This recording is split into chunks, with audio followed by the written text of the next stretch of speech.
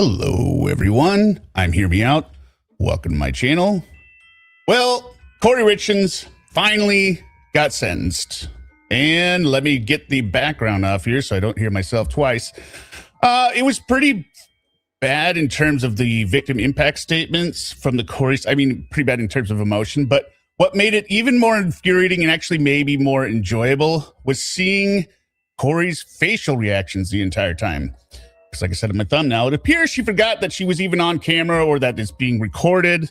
Oh, just made you jump. Sorry about that. But anyway, we're going to be looking at select testimony today and looking at Kouri's reaction to this testimony, which doesn't appear to line up with reality, even though I think she's doing it for effect. Now, if you're just here for the first time, this is a commentary channel, so we will be pausing and providing comedy, but it's for the point of entertainment. Hopefully all of you walk away from here feeling better about your day. I do have Sumo with me. And if this is your first time here, please consider subscribing. Check out the description of the videos and playlists of the many subjects we cover in the description of this video. Lots of people: Kouri Richins, Diane Downs, Lauren Armstrong, Sarah Boone. So anyway, with that said, please remember to hit your like button on the way in. Hello to the replay crew. Hello to everyone who's here with us live. All right. Let's go. 1 second here.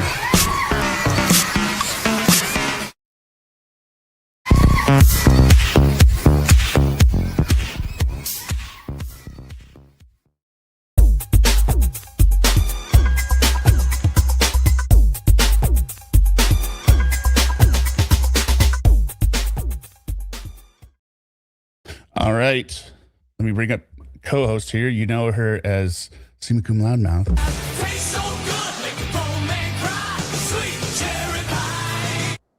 How are you, Summa? I'm great. How are you? Good. Didn't have time to record the intro, but I was able to grab the Two Blind Crew intro because we are back in court now. That's right. Yeah. I mean, what did you think of? Oh, good.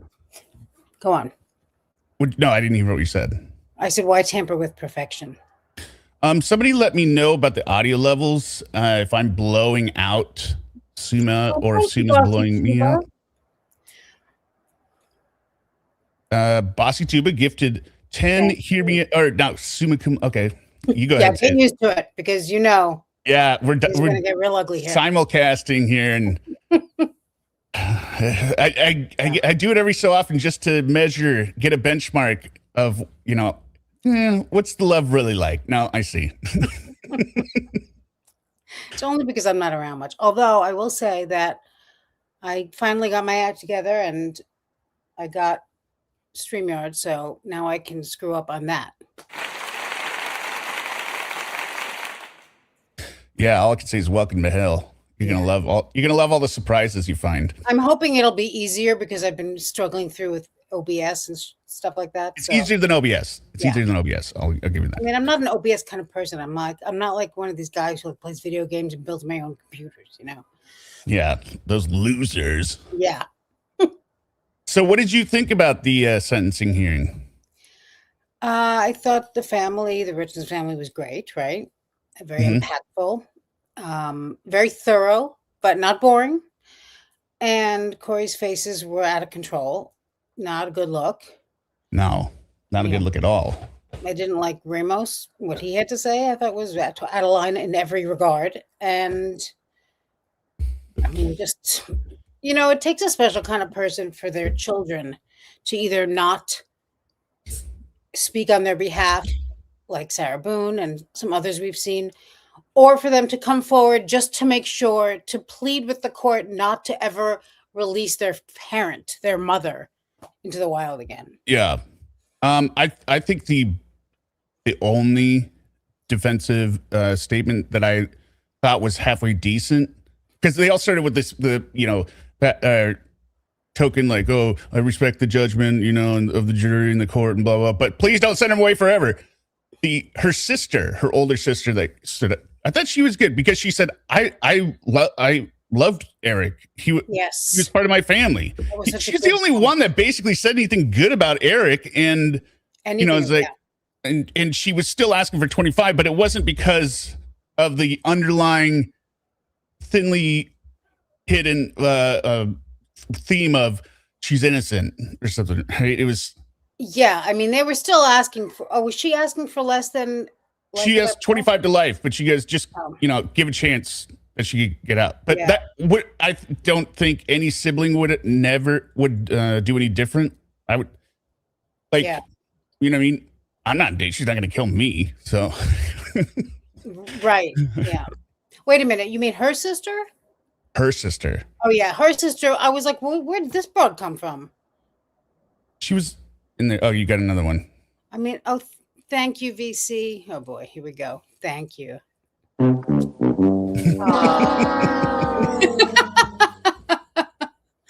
Oh boy. Oh boy. So we're gonna start it off with Katie, who went right after her dad. Mm-hmm. The way I've got it here, let me bring it up. Katie, good. You can see I got it split screen. Let's see if I can make this a little bit different. Rob Zombie was there again today. Whoop. Where are you? Around. Where are you? I'm here somewhere. I think you're behind me. What? No. I mean, I don't see you on screen. No, I know. I mean, I don't know. I haven't moved myself.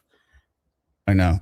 So let's just go up while I try and add you back. There you are. Okay, 1 second. While I try and add you back, I think I figured out Kouri's looks.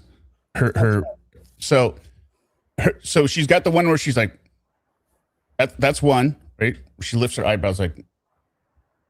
She's got the other one where she'll go, Yeah. She's got the mouth wide open, like, yeah, like, oh my God, really? Oh my God. Wow. Can you believe? Yeah, so wow. And then she's got kind of like this one, it's more like, A lot of those, I thought. I think that one means, oh, interesting. First time I've heard that, right? It's news to me. News to me. So I think that's one of them. And when you compare the looks with the look when she's giving it, it doesn't quite make sense why she's doing it sometimes and not. And then I think the one where she's leaning in like this is like, seriously? Like, it's hard to say what's an act and what isn't with her face, because sometimes when she shouldn't be making these faces, she really does look like she's like, huh? Yeah. Like, I don't know if it's smell the fart acting or what's going on there, but it's like, I can't tell if it's. Hi, Dreadful Penny. A lot of us watched the sentencing today on Dreadful Penny's channel. It was really a good time.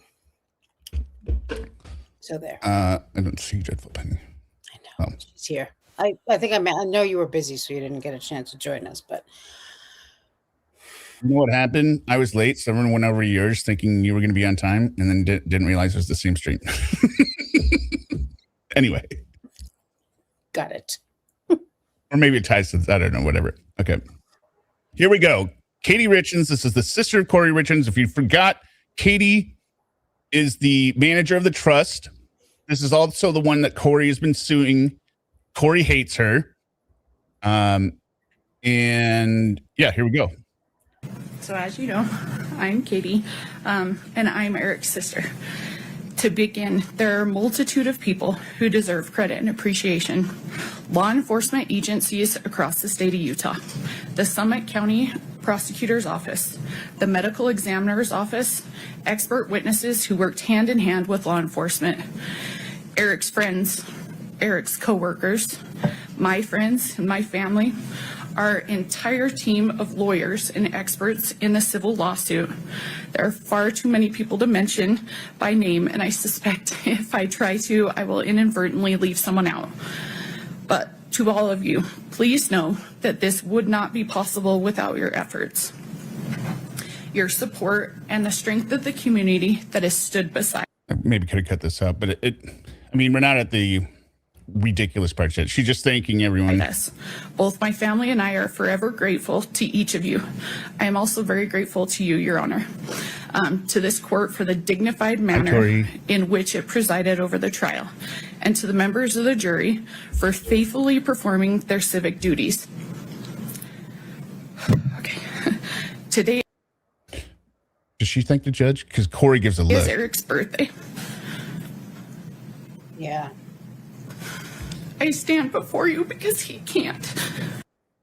Kouri looks like she just escaped a mental institution. Yeah, the hair. What she She's should have a gone with mess. the bun today at least. Like, Yeah, what is she doing? Fix yourself up, crazy lady. I think she did it on purpose for when she's up there standing. Because why are they all boxing her in and she flipped her hair kind of But over? why her was face? she flanked by them? That was so I strange. think it was to block her from the camera. Honestly, I think it was to.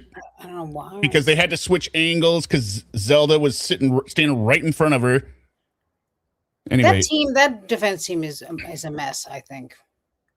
but I don't understand Kouri's hatred of this family. They lost their brother and their son, which was your husband, and the evidence is out there that you did it and you've been convicted. That's what she hates. That's why she hates them. Well, but she hated them before. But have some respect, Kouri. And you. This is the biggest moment of your life, 25 to life or life. When you're sitting over here looking like a jackass, what do you think is going to happen? It's very stupid. I think she was told by her lawyers probably stop making faces, but she can't help herself. I don't know. They were talking to her through the whole thing too. Like they're assholes also. Pardon my French. Yeah, they're like, can we get to it already? Can we get through this? But yeah, they were really horrible. And I just thought the whole thing they did was ridiculous because I was like, you didn't even put on a defense. Now you're acting like you had all this evidence that wasn't right. Like, he was taken away from my dad, my sister, his nieces, his friends, our community, and worst of all, from his 3 amazing sons. Sorry. He was taken away from us by a person he should have been able to trust, the person he should have trusted most in the world, his wife. It's impossible to fully describe how devastating Eric's death and Kouri's crimes have been to our family. Nearly every aspect of our lives has been permanently changed, and we have no choice but to live with those changes and with Eric's loss forever. Eric was a phenomenal brother, father, son, nephew, grandson, cousin, friend, and businessman. Eric and I were extremely close. We went through school together and navigated life side by side. Wherever Eric went... Oh, did she make a face? I had to look at the other screen a second. Eric and I were extremely close. We went through school together and navigated life side by side. There it is. See it? yes. That eye roll. At saying Eric and I were looking at the judge. No, this is an eye roll. Eric and I were extremely close. And she's like, okay, here we go. Yeah. Like, what are you talking about, Kouri? Why are you rolling your eyes? It's just not a good look. She did this during the trial too. Just here again. Yep. We went through school together and navigated life side by side. Okay. Did you see it? Watch it. Sorry. Let me see. Friend and businessman. Eric and I were extremely close. We went through school together and navigated life side by side. Yeah. No, boy. Oh, boy. Yeah. Here we go. Now we're going to get the whole song and dance. Yeah, exactly. Like, oh, we get it. We get it. You were close. Okay. We know. Hold on. We got a couple stacking up here. Let me just hit these real quick. This is it. Good. Oh, thank you. I thank everyone in chat, but thank you, Rob Isis, and thank you, Scripsy, and thank you, Seba, and thank you. Well, we're going to go through them, but I'm just saying we're doing them in batches. So do you want to read the statement is what I'm saying? Oh, I guess. Ramos's statement was the most disrespectful thing I've ever heard. And as an attorney say to the court, that's exactly what I was saying earlier. I couldn't believe it, actually. Like, disagreed with everything. And also, I'm a Catholic, so I believe in God. Like, everyone believes in God who's religious. This is Karen Skywarn, $9.99. Thank you very much. Thanks for everything you do. You have such a super channel. Well, thank you very much. That is outstanding. There you go. Kouri finally got what she wanted, a big house and it's a gated community. Let's see it. I see what you did there. Yeah. There you go, Scripsy. Community. She wrote of grief with practiced grace while handcuffs waited just off stage. Yes. Welcome, Renee. All right. Wherever Eric went, I was usually tagging along right behind. In school, Eric's nickname was Richie, and mine was Little Richie, a reflection on how inseparable we were. She's been locked up since she was arrested in 23. He wasn't just my brother. He was my constant, my protector, and one of my closest friends. Eric was the kind of father who anticipated his children's needs before they ever had to ask. He made sure they were always having fun, taught them how to be respectful and kind, and was constantly planning for their future. His mind and heart was always on his boys, always. Everything he did was for them. Eric was the very best uncle. He made his nieces, my daughters, feel truly special. He always found ways to have fun with them. He doted on them with love and attention. Eric was an incredible son, always there for my parents, stepping in without hesitation and helping in every way he could, without being asked. The bond he shared with my mom was truly special. We would often joke that the umbilical cord had never really been cut, but in truth, it spoke to the deep, unbreakable love they had for each other. This is who Eric truly was, a man defined by love, integrity, and unwavering devotion to his family. He is none of the things that Kouri tried to portray him as. She doesn't like that. You hear this? Yeah. Now, correct me if I'm wrong, but I don't understand what even in their own narrative, I don't understand Kouri's supposed surprise at what is being said a lot of here, where you were disrespectful, or you were trying to slander his character, saying he did drugs and he was going to Mexico buying drugs from the cartel, and this was all your fault, and he was putting drugs in your bag to treat you like a drug mule. Whenever anyone says Kouri slander, making up lies, she's like, what? Yeah. I did what? I didn't say anything bad. He is none of the things that Kouri tried to portray him as. Excuse me? That's her face. Those mischaracterizations were nothing more than a vile effort to deflect blame. Okay. Good to know. See, that's the good to know, folks. Oh, yeah. Okay. And those mischaracterizations stand in stark contrast to the reality of the man we all knew and loved. Eric's life and his actions and the profound impact he had on those around him speak for themselves, and they tell a story of goodness, strength, and character that cannot be rewritten or diminished. The saddest part for me in all of this is that I got something with Eric that his sons never did: time. I feel cheated that I only got to spend a few decades with my brother, but I should feel lucky in comparison. As Eric's eldest son told me shortly after his dad's death, he and his brothers did not even get 10 years with their dad. It is devastating that Eric is not here to coach them, to work the family ranch with them, to teach them how to drive, to attend their high school graduation, to send them off to college, to see them get married, or to celebrate the birth of his future grandchildren. So when they're talking about the sons and everything they're not going to get to do with their dad, right? Kouri, interestingly later, right, goes, I didn't, or was it her or her sister or mom maybe, was like, oh, Kouri grew up without a dad. She knows how painful that would be to do to her sons. I think Kouri views it as, I didn't have a dad. Suck it up. I turned out fine. I turned out fine. Quit your bitching. Yeah. Like, you know what I mean? That's how I got a master's degree whilst incarcerated. Okay. Hello. I think that's what this look is as well. Like, you get whatever. Oh, big deal. You got to learn to drive on your. I was scrubbing toilets. Yeah. His 3 sons are going to grow up and live nearly their entire lives without their dad. They're going to get to know their dad more from the stories we tell about them than their actual experiences. In all likelihood, by the time they are each 44 years old, which is how old Eric would be today, they will have little to no actual memories of Eric. And they have to go through life without their dad because their mother planned and carried out his murder. She could not. Oh, she doesn't like that. Oh, really?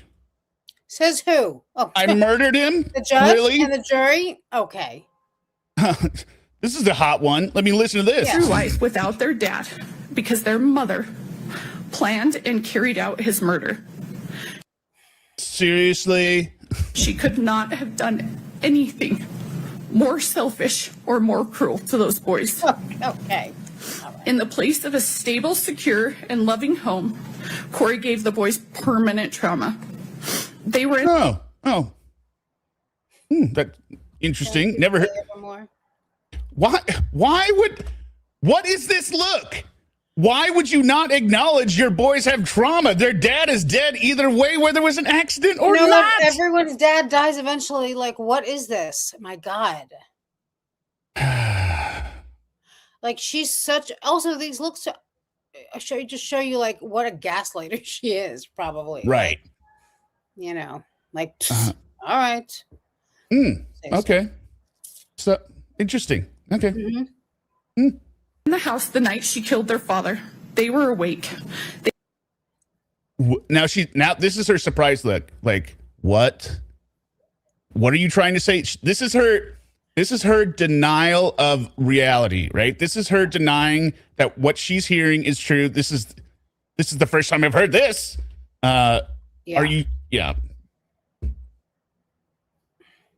They knew that something terrible had happened to their dad.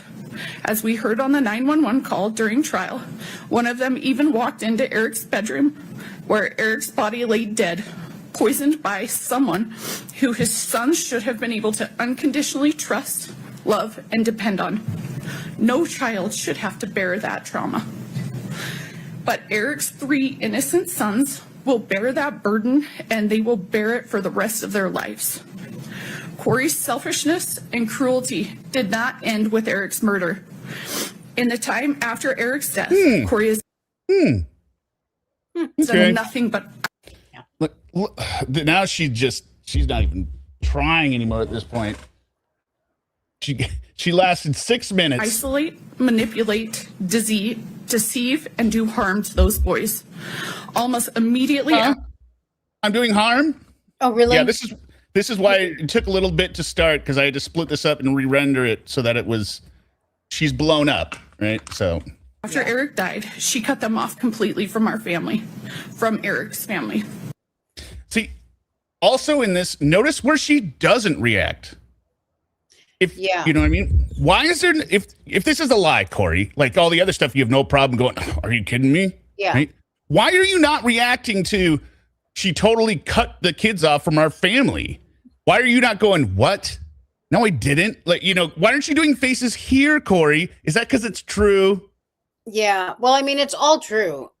So I think know, she's but- just kind of tampering herself a little bit, maybe. I don't know. No, I think she's forgetting that just reacting to certain things means that, like, she's trying to do damage control on new information that's coming out, right? Stuff that hasn't been said or whatever before. Not that it's a lie. But this hasn't been said before in court. But she knows it's true, so she's not reacting. Yeah. Backing up. Kouri has done nothing but isolate, manipulate, deceive, and do harm to those boys. Almost immediately after Eric died, she cut them off completely from our family, from Eric's family. There, from Eric's family.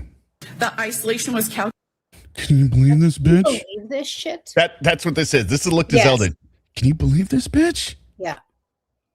If I was Zelda, you would see my hand go over her face and just push it away. Yeah. Calculated and strategic. Kouri Used the boys as bargaining This chips is with my not how dad. you act. Oh. You're not in the gymnasium at school.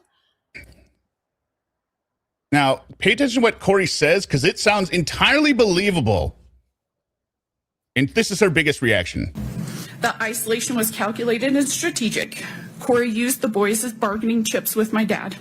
She repeatedly threatened not to let him Wow. see his grandsons unless he could convince me, balls on as this Eric's broad. trustee of his trust, to capitulate to her legal demands and give her all the trust assets.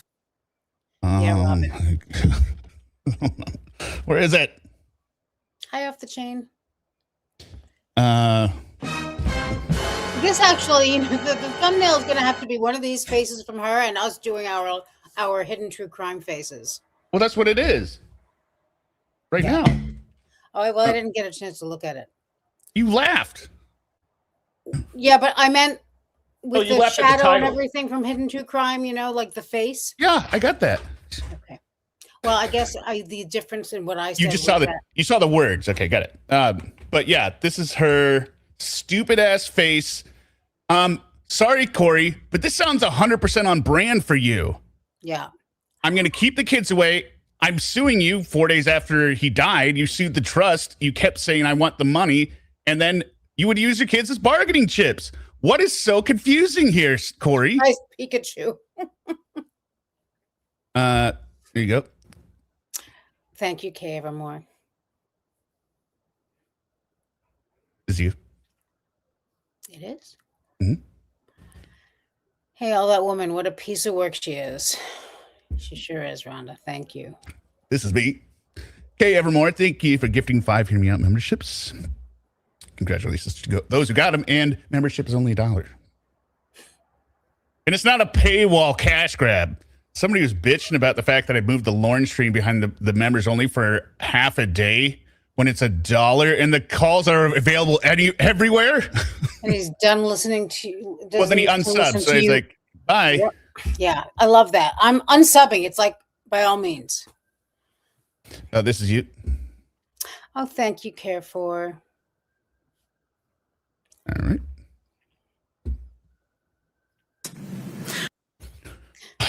Wow. While isolating Oh, what? What? Kouri, the only one shocked by hearing this is the first time we've heard this, but nobody is shocked that this happened except you somehow. Yeah. Everyone else who hears this is like, yeah. Such a bad look, also. me, as Eric's trustee of his trust, to capitulate to her legal demands and give her all the trust assets. While isolating What? the boys, I wasn't after the money. I am suing for it, but I'm not after the money. I Kouri I provided made $11 million. Who here? Why don't these people understand that? them with false and harmful information about me and my family. When DCFS took custody of the boys following Kouri's arrest and asked I Come on. mean, That's what it's like she's she's acting like she's sitting at a movie theater, like talking Right. before the movie starts. It's crazy, right? Now, also, a lot of this information is available in the Walk the Dog letter, which everyone heard. You did attack her family, Kouri. You wanted to put her pictures of her daughters out there. The other thing in the sentencing memo, I believe it referenced the guns, right?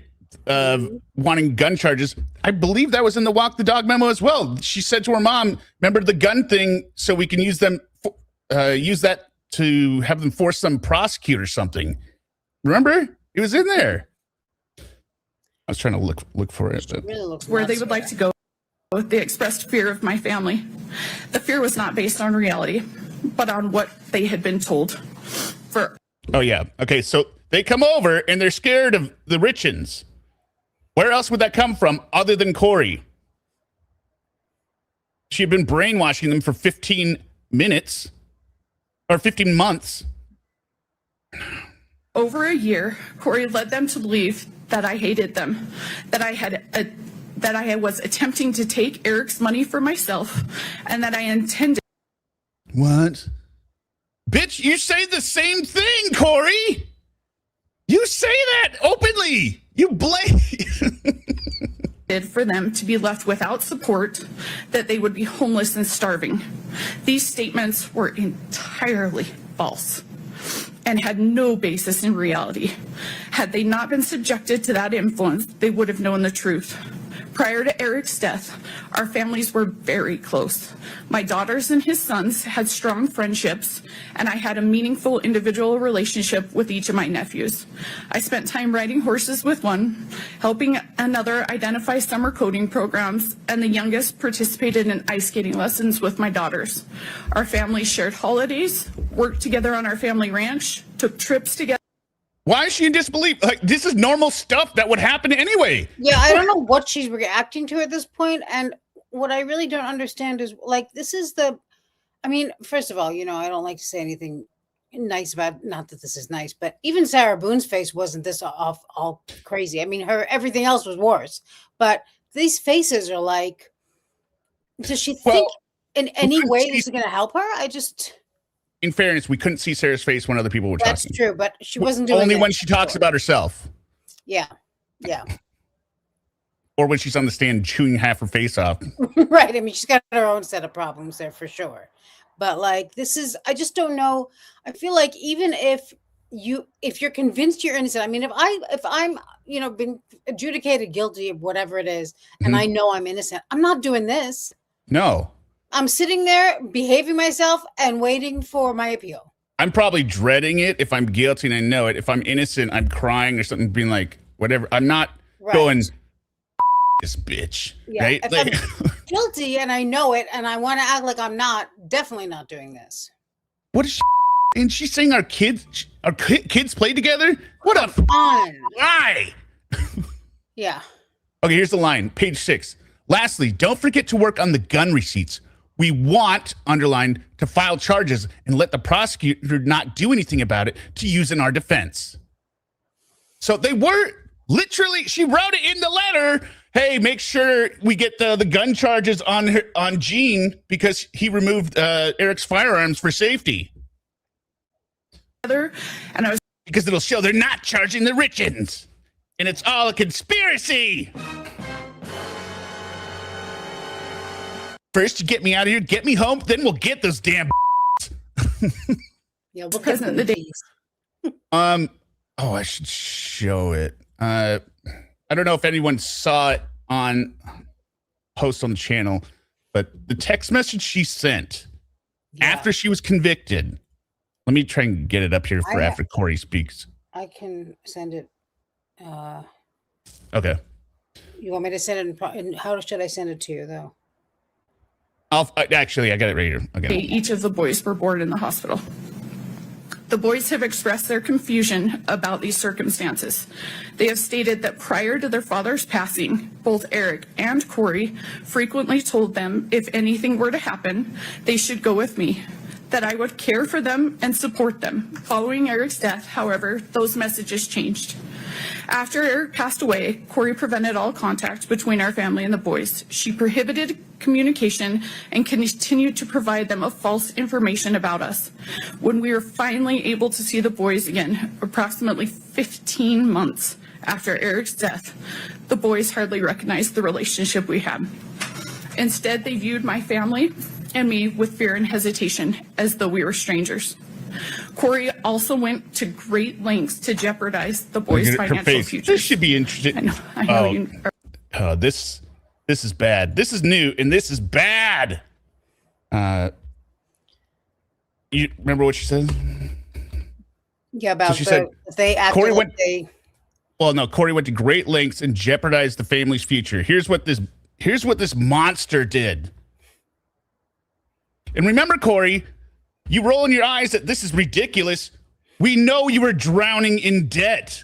Everyone saw that. You needed cash bad. Why would you not do this? She wasn't just found guilty by a jury after an hour or whatever of murder and attempted murder. She was found guilty. I'll guess that was it, though, right? Yeah, fraud. Well, I mean, the insurance fraud. Yeah, but all of her financial disaster was well on display. Let me put this up a second. Okay, 9/12. So right after she was convicted, she sent this text to a supporter. I will expose this county, the prosecution, the judge, the Richens, the investigation, all of it. So they can lock me away for now. That's fine. It's going to come back on them. It will come to an end. Not this year or next, but I'm not going away. I won't be silent. I'm going to expose them all for what they have done to me, my kids, my family. This injustice. They picked the wrong one. They think sentencing is, quote, the end, end quote, quote, closure, end quote. It's just the beginning. They haven't seen anything yet. I think that's a winky face, right? Yeah, it's a winky face. Yeah.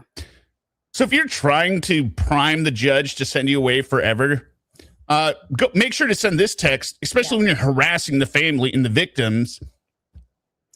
They haven't seen anything yet. The stuff you've done is enough. What, are you going to murder some more people? Well, You're aware of this. And then Kouri thinks, the judge is aware of this? Hesitation, as though we were strangers. Kouri also went to great lengths to jeopardize the boys' financial futures.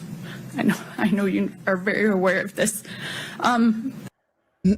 Please elaborate. Oh, really? Among other things, she drained the personal bank accounts that Eric had set up for his boys as college funds.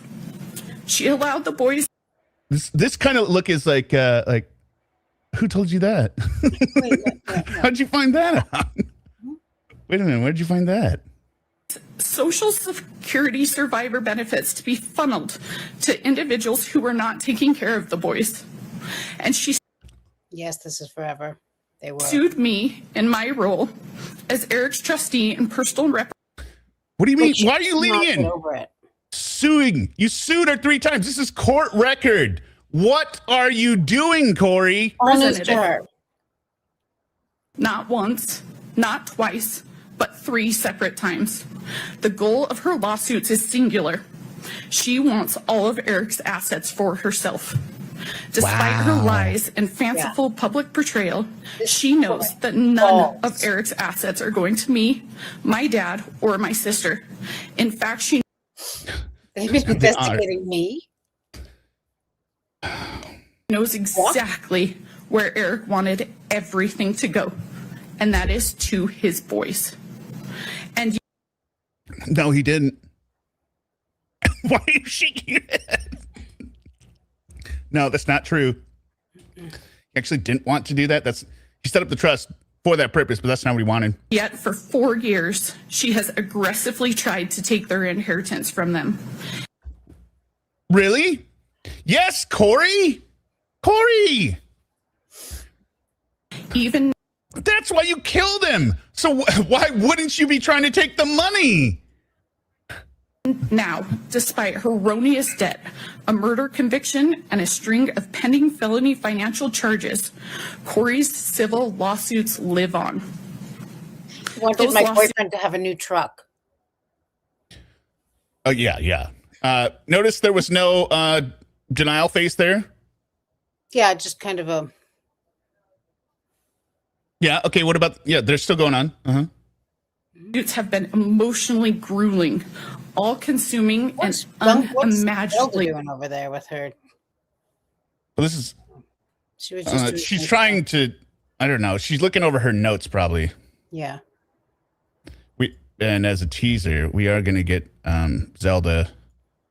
Well, we are going to get Zelda, a clip of Zelda. Where is it? VIS. Hi, Danny.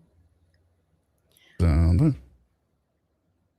Oh, here's Lauren's butthole recliner is here, by the way. Hello, Lauren's butthole recliner, formerly Okie Meow Meow. We both had a very funny laugh earlier today at your new handle. Yeah, all those laughters I did, Lauren's butthole when I replied, I was genuinely laughing. I was like, He texted me to be like, check this out. What the state left out is what the court said next, which was that the we'll get to that. And tragically, every dollar on those suits is a dollar that Eric's boys will not get. What are you looking at Zelda for? You know that's true, right? If it's spent on the suit, nobody else can get it, right? Debt? Me in debt? Debt? Well, no, she's like, what? Spending money on the lawsuit takes money away from the boys? What? I know what takes what away from my boys. Okay, I know. Or the disbelief and incredulity, incredulation. Thank you. Yeah, is her being like, why is she allowed to say all this? Yeah, This has nothing to do with the murder. Completely nonplussed by all of this. She just doesn't even understand what's happening. I don't know what she thought was going to be said today. I mean, she knew that she was found guilty and of what, right? And what today was. So what did she think they were going to guard up and be like, be easy on her? She's pretty nice. She's all right. Well, she came in prime because of the sentencing memo they believe is full of lies. And so now these are more lies. And she's like, they're literally allowed to get away with this? Why are they allowed to say all this stuff that wasn't in trial? I don't understand how they could believe. Do they believe? Because Robin was saying, and I do feel that way, like Zelda believes she's innocent. They believe she's innocent. I would like to know how. Zelda thinks this is the first innocent person she's represented. And when she said that, I was like, hey, moron, how do you think that helps your other clients? Yeah, and also it doesn't even really help this one all that much. It's not it's not all around, you know? Probably not going to help your career either. Like, I mean, this is the one. Of course, Kouri can't have other people or the public thinking that she's trying to take away her children's inheritance. So for the past 4 good to know. years, both in court and in the media, she has demonized and vilified me. She has hurled wild accusations in my direction, including that I hacked her bank accounts, forged her bank statements, paid off witnesses. You did forge bank. No. Like she looked over at Zelda like. Her accusation was that Katie made the forgeries that Kouri used to get loans. Because, of course, that's in Katie's best interest. Hey, you know what? I'm going to forge these these documents for you to get a loan there, Kouri. Yeah. Unduly pressured law enforcement into investigating her and quietly pulled the Summit County prosecutor strings. It is despicable that for doing nothing more than trying to honor Eric's wishes, Kouri has cast me as the evildoer here. Just as bad, honoring Eric's wishes has landed my sister and myself and unbelievably my 2 daughters in Kouri's crosshairs. Don't open your mouth. It's in your walk the dog letter. Quote. Where is it? Hi, Nicole. Where's it?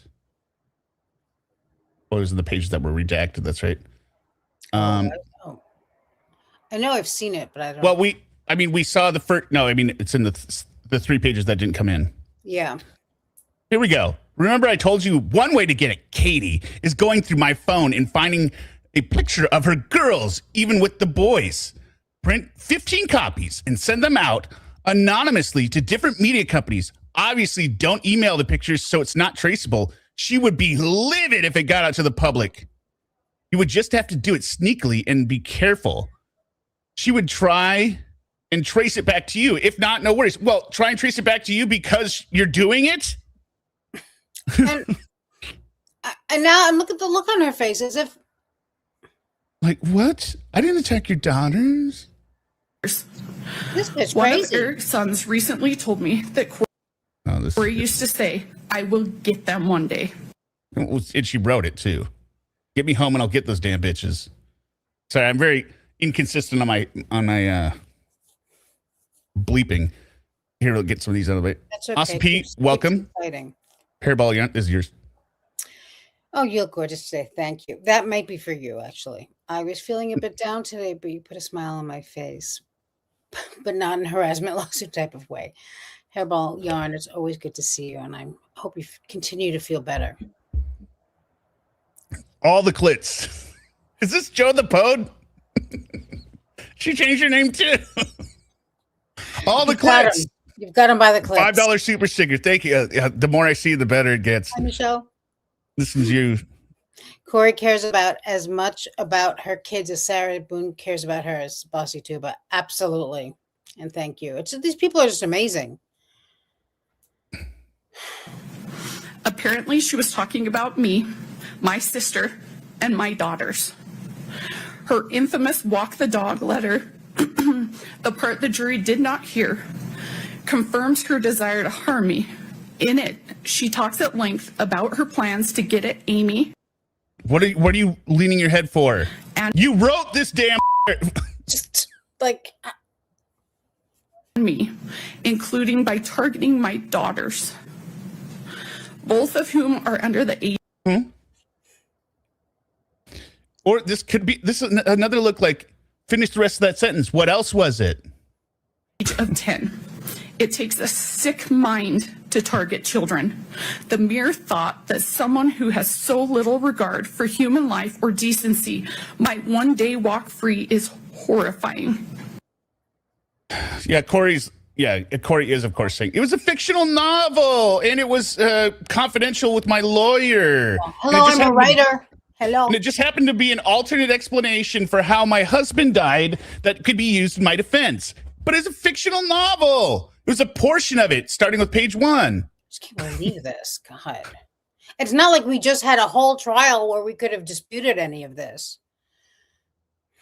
I worry about the safety of Eric's boys, my daughters, my sister, and myself. There is nothing Kouri will not do, and no one she will not hurt to achieve her own selfish ends. I am not the only one that is afraid. There are 3 little boys who, instead of fearing those who love and adore them, as Kouri would prefer, worry constantly that Kouri might show up What are you about to say? one day and take them away. Huh? Why wouldn't they be concerned? Is this even English? I don't understand anything she's trying to say. I think in this section, when they're talking about her boys, right? I think Kouri is faltering and suffering under the same misconception that Sarah did, right? Sarah doesn't understand her son has grown up and is a teenager now. He's not a little kid with fish soap. Kouri, these kids were, what, 3, 8, or 3, 9, and 10. So now there's 6, 12, and 13. Yeah. Like much older. One of them probably doesn't even remember back when we were 3 a lot.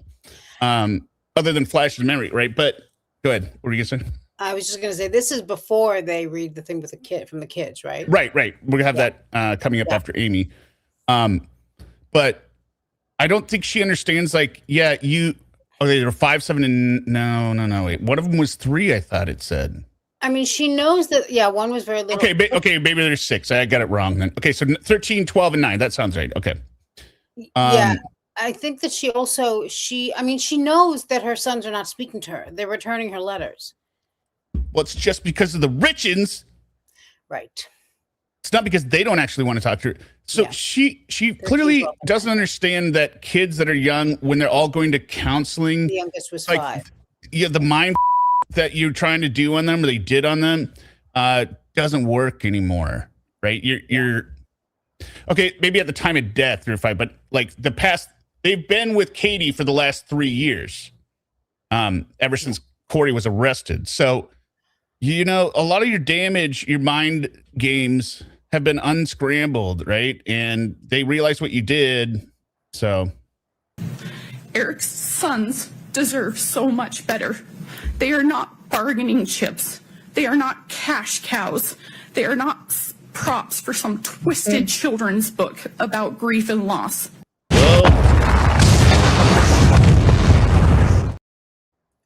I would have used, instead of saying twisted, I would have said some, ridiculous or some low talent Timu therapy book about kids. Some worthless, stupid book. Something some ghostwriter wrote poorly. I think it's Fiora had questions or comments about the kids. So hit us up with them and then I'll try to keep an eye out for them because I want to see. Okay. And yet that is what they've been reduced to by Kouri. Okay, so there was a 3-year-old. There was almost 4. Okay. We Unending can't count on sadness. these people. We can't count on you people in Yeah. chat. You're all over the place. Very all over the place. I mean, I don't know. Was fairly certain I heard one of them was 3, almost 4. Yeah, 3, almost 4 sounds right. One of them was, I don't know, whatever. I don't know. I could look it up, 8 but and I'm 9. not. And I'm horror. not trying to overextend. Doesn't matter. The point is they're a lot older now, Well, even in yes. percentage. And they're older now, right? Eric himself understood all too well the danger she posed to his children and to his family. When Eric told me he had changed his estate planning and appointed me as his trustee and personal representative, I begged him to end the marriage and go his separate way. By that point, he had already consulted with a divorce attorney and was deep. Another eye roll. See that? You catch it? Yeah. What is she rolling her eyes over? I don't know. So the question was, who pay if the kids need counseling? Who pays for it? My guess would be the Sure, Richens. it comes out of the trust. They have money, right? If they were a very poor family, they would probably get the state to pay for. There would probably be like a victims, but Victim as advocate, right? Yeah. But they each got their own, so they're in good hands, and I'm sure it comes out of the trust that Kouri wants to burn down, Yeah. and spend on honey buns. And Mom interrupted, says Kouri fakes outrage over being wrongly convicted just about as convincingly as she faked grief and panic in the body cam footage. Exactly. She's not just a terrible mom, a wife, a real estate tycoon, and human, but a terrible actress too. 100%. Thank you. Good. Yeah. What's And your was name? deeply- Why are you rolling your eyes at divorce? He did seek a divorce attorney. We heard it. She testified. She faced the entire time. Well, she kept in check a little bit for the first 6 minutes, but afraid that he might not be awarded sole custody of his children. He made the heartbreaking decision to stay because he could not accept the risk of what might happen to his sons if Kouri had equal custody. He told me he would live his life through hell every single day of his life until his youngest was 18. now that does sound like a statement that fits the scenario, doesn't it? I Regardless think so. of knowing Eric or not, I will live every day of my life through hell and make up the money she stole so that I can be around to protect the kids. That sounds right. And it fits with you, Kouri. Because he Oh my God. Zelda, did you hear what she just said? believed Kouri was the most evil person he had ever met. Believe this. Huh?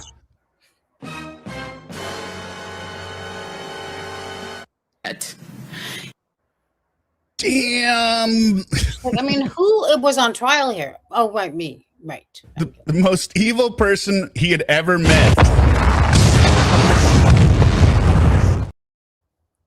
I will admit, I mean, hindsight is 20/20. It's true, but after I suspect someone tried to poison me once, I'm probably gonna figure something out. Well, I would say she is the most evil for not that she's done the most evil things, but you could make a case she is the most evil because everything she did was not out of necessity. She caused there was no foreclosure pending that she needed to run a scam to get there was a foreclosure planning on other stuff, but I'm saying on her personal house, her and the kids weren't going to be out in the street. He made $500,000. All she had to do was not up, and she tried to kill him. She had a affair, and she just couldn't accept the life that most people would expect the life that she had to be what marriage life would be. Well, like, would promise you would take care of me and raise the boys and everything, give me security, right? You had all that, Kouri. You didn't like it, though. You didn't like that you weren't the big dog. And then even when he went out, you screwed it up. You managed to burn cash. Most businesses don't make money, but they're limited by the amount of money that they can lose. You managed to leverage up your losses so massively He knew that his sons did not like her. What is she saying there? Do we know? Back up. Believed Kouri was the most evil person he had ever met. He knew that his sons did not like her. I don't know. Everyone take a look. Believed Kouri was the most evil person he had ever met. He knew that his sons did not like. This is ridiculous, is what she's saying. Sure. I'll vocalize it for everyone so you can see it match up with the mouth. Believed Kouri was the most evil person he had ever met. He knew that his sons did not like her. He told me as much many times. He knew that they would prefer to be far away from her, but he also knew that divorce carried significant risks. Now, this is ridiculous, Katrina. This is ridiculous. Just like when she said the private detective was like, he's obsessed with me. And he said he could never allow his children to spend half of their time alone with her because he was certain they would be exposed to harm and things no child should ever experience. He made it clear that in his mind, if Kouri were given equal custody, his children would be in the care of someone he believed to be deeply dangerous. Oh my God. He feared the people they could be exposed to and the damage that could be done. Yeah. At the same time, he spoke with deep love and admiration. Here's the thing, also, Kouri. You're. I know she's doing this because like they're making this up. This is just. This was never. I've never heard anything like this. Here's the thing, Kouri. If a person who believes you are the most evil person and extremely dangerous that they have ever met, isn't going to tell that to your face. They're not going to say, "I think you're the most evil and you're dangerous, but I can't leave you. Me. I can't leave you. So night night." Night termite. Remember to turn. Can you turn off your light when you're done reading? There's no way you would say it. No. But Kouri's like, nah, I never heard anything about this. Admiration for his boys. He told me that they were the most amazing boys in the world. You would say it, but only if you had an exit plan. He knew he was stuck. That's the thing. He can't say it to her. World, and that none of this was their choice and none of it was their fault, and that he would do everything in his power to protect them for as long as he possibly could. Kouri loves to go on and on about how this case is a media sensation. She's right. News outlets from here to Europe have covered it. There have been countless newspaper articles, podcasts, and TV specials about it. Every hearing is live streamed on numerous YouTube channels. Even Jesus back there can't look, is what Disney Mom is saying. Even Jesus is like, I know I died for these sins, but I'm out. I quit. This is too much for even me. He's like, well, what I was going to say is she's talking about YouTube streamers. I will have you know, this stream exclusively mocks and ridicules criminals. So this isn't media sensationalism. I don't broadcast bullshit. So I feel this is cathartic. Where did it go? Where is it? Is scrutinized by internet lawyers and true crime junkies. See, I don't think I'm either one of those. I'm not a true crime junkie consuming. She's blaming all of you people. She's blaming you. I thought she was just talking about you. I don't know. There is That's why I made the title nice and big. Hopefully they click on it. no question. Richens family, we all support you. We think she's the devil. We thought your speeches were great. I mean, even if you're supported, your it's trauma. that's part of the part of the problem with these horrible crimes. Is it's true. We talk about them, and it's got to be hard when everyone's talking about the horrible thing that happened to your person you love. I think it's harder when people are like Kouri stands, like on Court TV. Yeah. Stay away from those channels, guys. Some people still think it was all like circumstantial and that she wasn't really proven. And also, I don't know why people don't think circumstantial evidence is evidence. That's evidence. Yeah, I know. That this case is famous and that Kouri is now famous. But what Kouri never mentions in talking about her fame and notoriety are the reasons why this case is now famous. Well, part of it as well is you had your brother Ronnie go on TV there. Just before his passing, they're in the best spot that I'd ever seen him in. So, yeah, no, they were wonderful. Munchichi Ronnie. That's what I call him. I was surprised to learn he was her older brother. He looks like a baby. Yeah. He's very stupid, that's why. It is famous for how appalling and sickening it is. It is famous because a mother meticulously planned to kill her husband, killed him while their children were sleeping in the next room, and then had the audacity to hold herself out as the author of a children's book about grief and loss. It is famous because she spent time Googling luxury prisons for the rich in America. It is famous because from her jail cell, she scripted a bunch of phony testimony so that her brother could perpetrate a fraud on the court. It is famous because... Where's all the head nods, Kouri? Oh, yeah, I did that shit. Oh, yeah, that's right. And you know, the truth is that she's right, of course. The reason that this gained such notoriety is because of this simple bitch's behavior, outrageous behavior. I remember hearing that, you know, she was charged or whatever, but it wasn't as ridiculous until they start the walk the dog letter, set it into another stratosphere. Yeah, it takes a special something. The writing the book, the going on TV talking about it, the side part. I mean, come on. Releasing the, I just need to tell my side. Please listen. You will be, you'll know. And then her appearances in court, when we're finding out about the financial stuff, like. she victimized her own children. You think Ronnie, the dumbass Darden, fits better? I like that too. And threatened to victimize Eric's nieces. The fame and attention are directly proportional to the evil that has gone on here. This is not a situation where the idea of rehabilitation should be entertained. In taking Eric's life for her own selfish gain, Kouri did not only harm Eric, she permanently harmed 3 kids who were under the age of 10. She took away a dad, a son, a brother, an uncle, a grandson, a nephew, a cousin, and a friend. Eric's death. She's like, I only killed one person. And their lawyer's like, she means different things to different people. Has caused. She's like, I didn't kill my nephew or my grandpa. Killed my husband. Immeasurable pain to so many. Look. Now she's getting tired, you know, like this. This is almost as bad as the eye roll. Yeah. How much longer is she going to try? And how much? Yeah, okay. She's thinking, okay, Katie. Yeah, you're the victim, Katie. Got it. We all got it. Let me get my violin out, Katie, says Kouri. Violin. Kouri, you're awful. Obviously, there's nothing the court Wow. can do about that. Just watch that without me pausing it.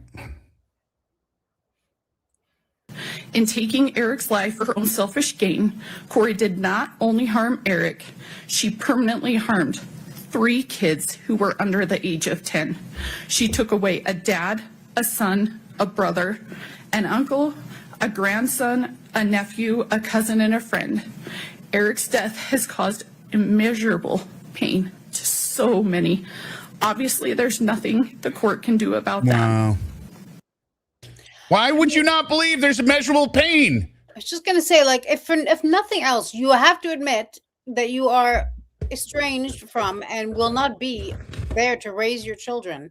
So that alone should at least humble you a little bit and make you a little sad and a little less. Do you believe this nonsense? Everything was fine until this trial. Yeah. Which you guys pushed. And you cannot bring him back. But what you can do is give Kouri's victims at least some measure of closure. To that end, I ask that the court impose a sentence that ensures Kouri never has the opportunity to harm Eric's children or our family again. Please do not let my brother's life be worth nothing more than a 25-year punishment.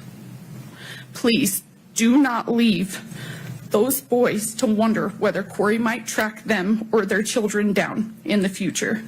Please do not create a possibility for Kouri to endanger Eric's boys, my daughters, my family, or anyone else ever again. Please sentence Kouri to a life in prison without the possibility of parole. Thank you. Thank you, Katie. Well, Katie was the second speaker. Her dad went first, and Yeah, we didn't not watching all of them. look at Kouri.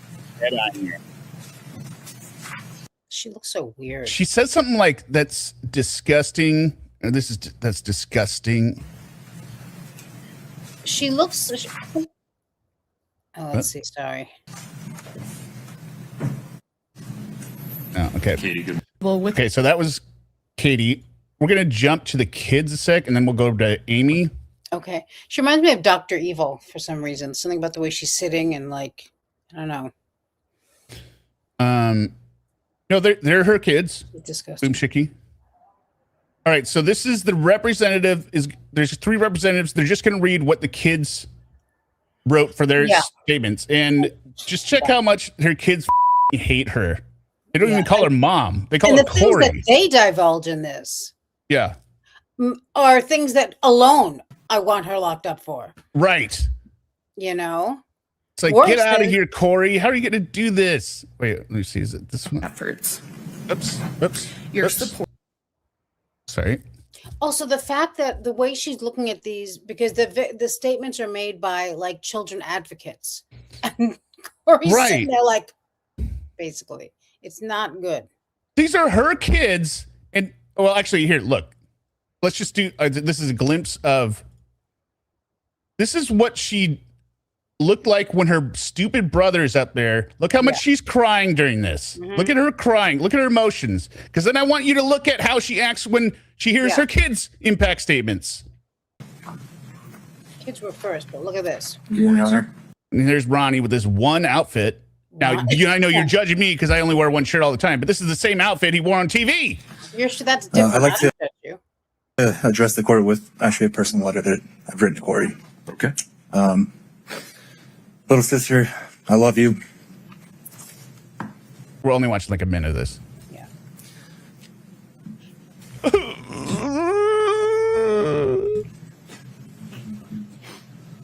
I miss you.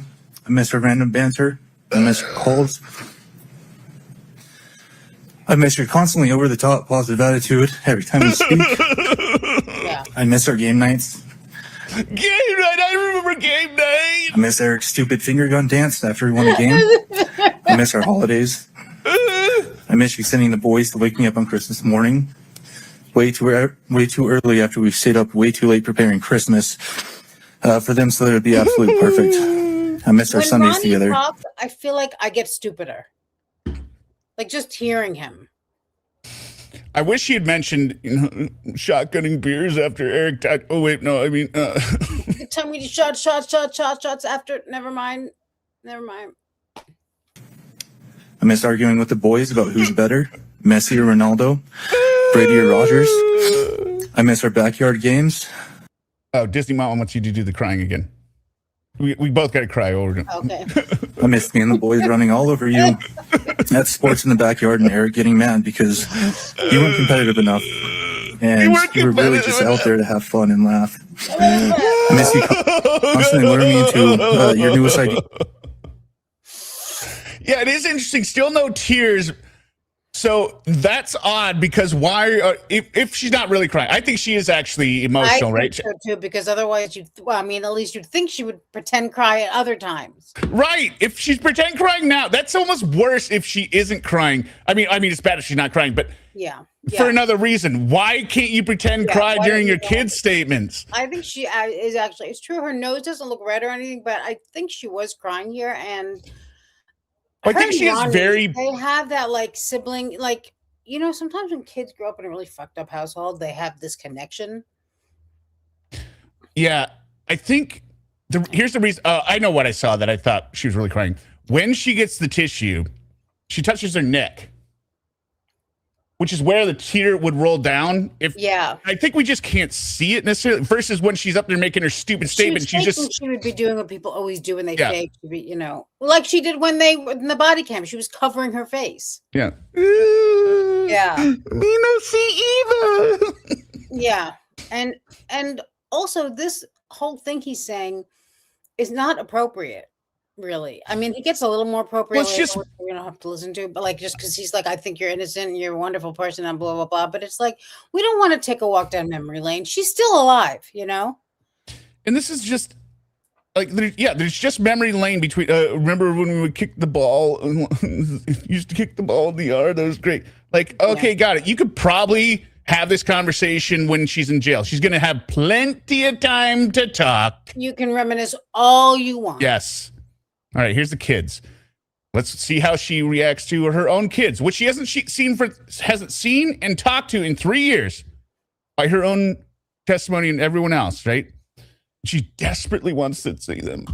For a developmentally appropriate process, the boys were able to decide individually.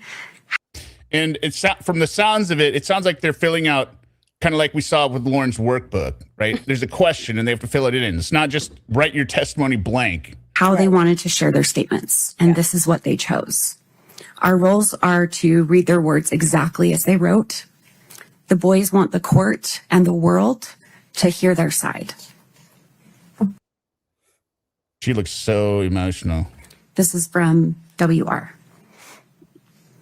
I woke up to sirens, and there were a lot I think this is the youngest one. WR. of people at my house, and I was definitely scared. I felt confused. I was in a bedroom with my brothers, and I didn't know what was happening. At first, I was really scared because I didn't know what was happening, and I had no control, and I felt helpless. I felt really overwhelmed.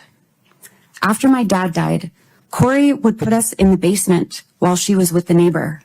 I felt scared because I thought something really bad was happening again. Yeah, this reminds me of if you remember Daryl Brooks' trial, which the victim impact statements there were awful. But one thing, or this also happened to Sarah Boone. So, like in the Daryl Brooks trial, one of the victims' mothers or something said, like, anytime she hears a horn, she freaks out because she thinks there's a car coming to run us over.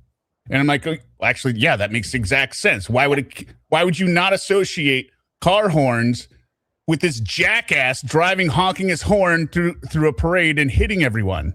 Yeah. And the same thing with Sarah Boone. Didn't his sister say, I can't pack a suitcase anymore without thinking about George dying in one? That was so. So yeah, anytime he like, oh, we're going down to the basement, the youngest one, he was just put somewhere and didn't know what was going on. So every time that happens now, somebody's died, something happened. Yeah. She would take me to places that smelled really bad. Everything she did made me feel uncomfortable. When someone talks about Kouri, it makes me feel hateful and ashamed. She took away my dad.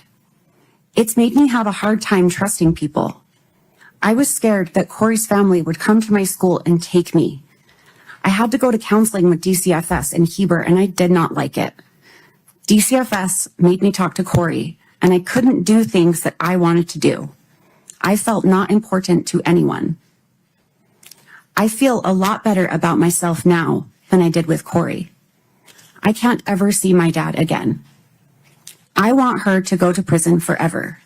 If she got out, I Notice no reaction. would be so scared, really mad, and I wouldn't want to go with her anywhere. I'm worried that she would take me away from Katie and Clint. She looks Once frozen. she is gone, I will feel happy, and I will feel safer and relaxed and trust people more. I mean, that's about as bad as a statement as you can get from your own child. I'll say. I hate she doesn't call you parent or mom or dad. They're scared of you. They don't like you. They hate you. They're worried you're going to take them away from the people you hate because you hate Clinton Kouri or Clinton Katie.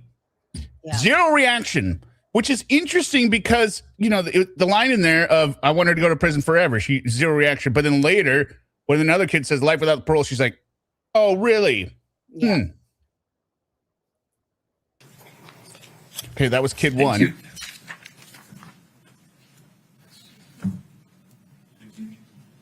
Yeah, that was the easiest one, by the way. Zelda is napping. Christina. Oh, no, she's up. She's up. I think we both just I said Wendy she's looking a little better. She got her glam on a little bit. Wendy or Zelda looks like she was put in a freezer and just pulled back out from the verdict day. She looks Put in exactly cold the storage. same. Yes. Yes, Good morning. Your Honor. I am Christina Greening. I am a licensed clinical social worker, not registered play therapist, and I will be reading for AR.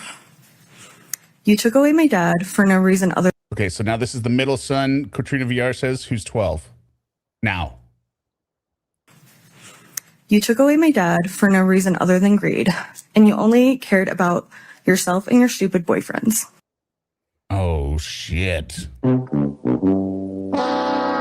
Man. So they know about the affair. Corey's like, Oh, no. shit.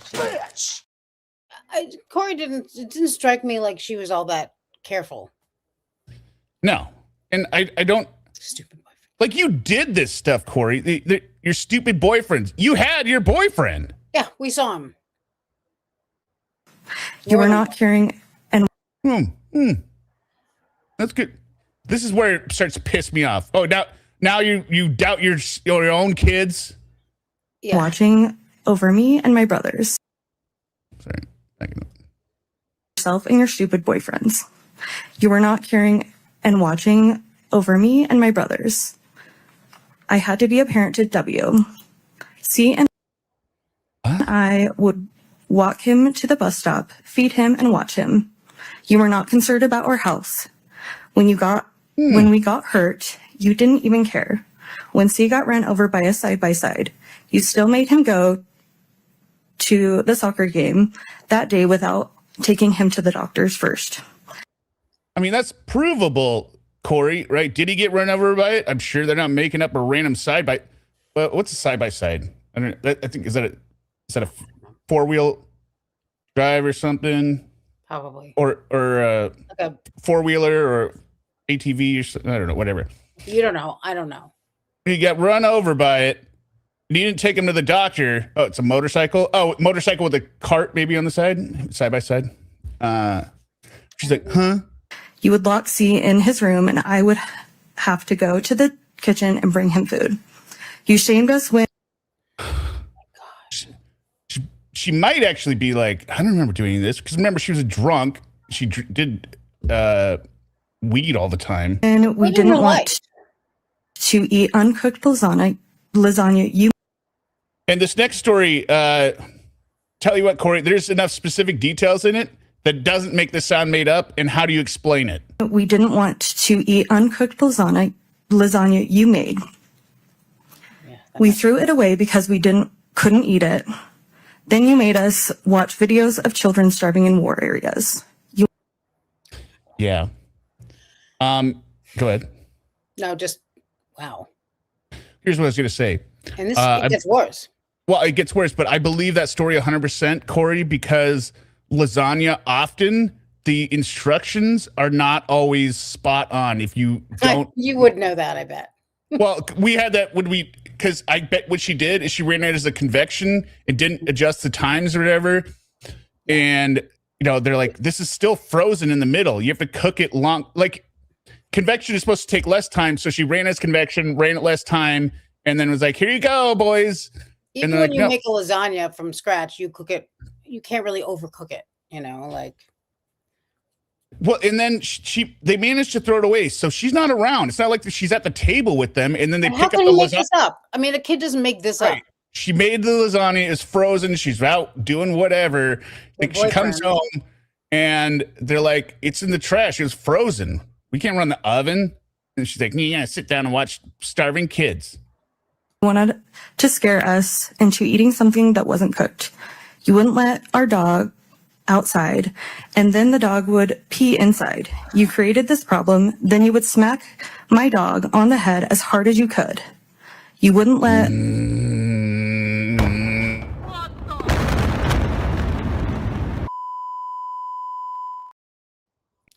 Electric chair.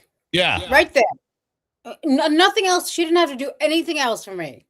That's enough for me. You don't let the dog out. Dog piss in the house and you smack the dog. That also sounds 100% on brand for Kouri. Yeah, and again, a kid wouldn't make that up. And I mean, to abuse animals in front of children is like as evil as it gets. Yeah.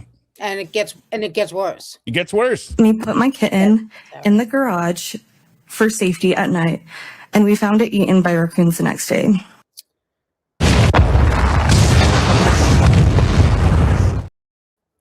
Live volcano. We need a live volcano. I hate this woman.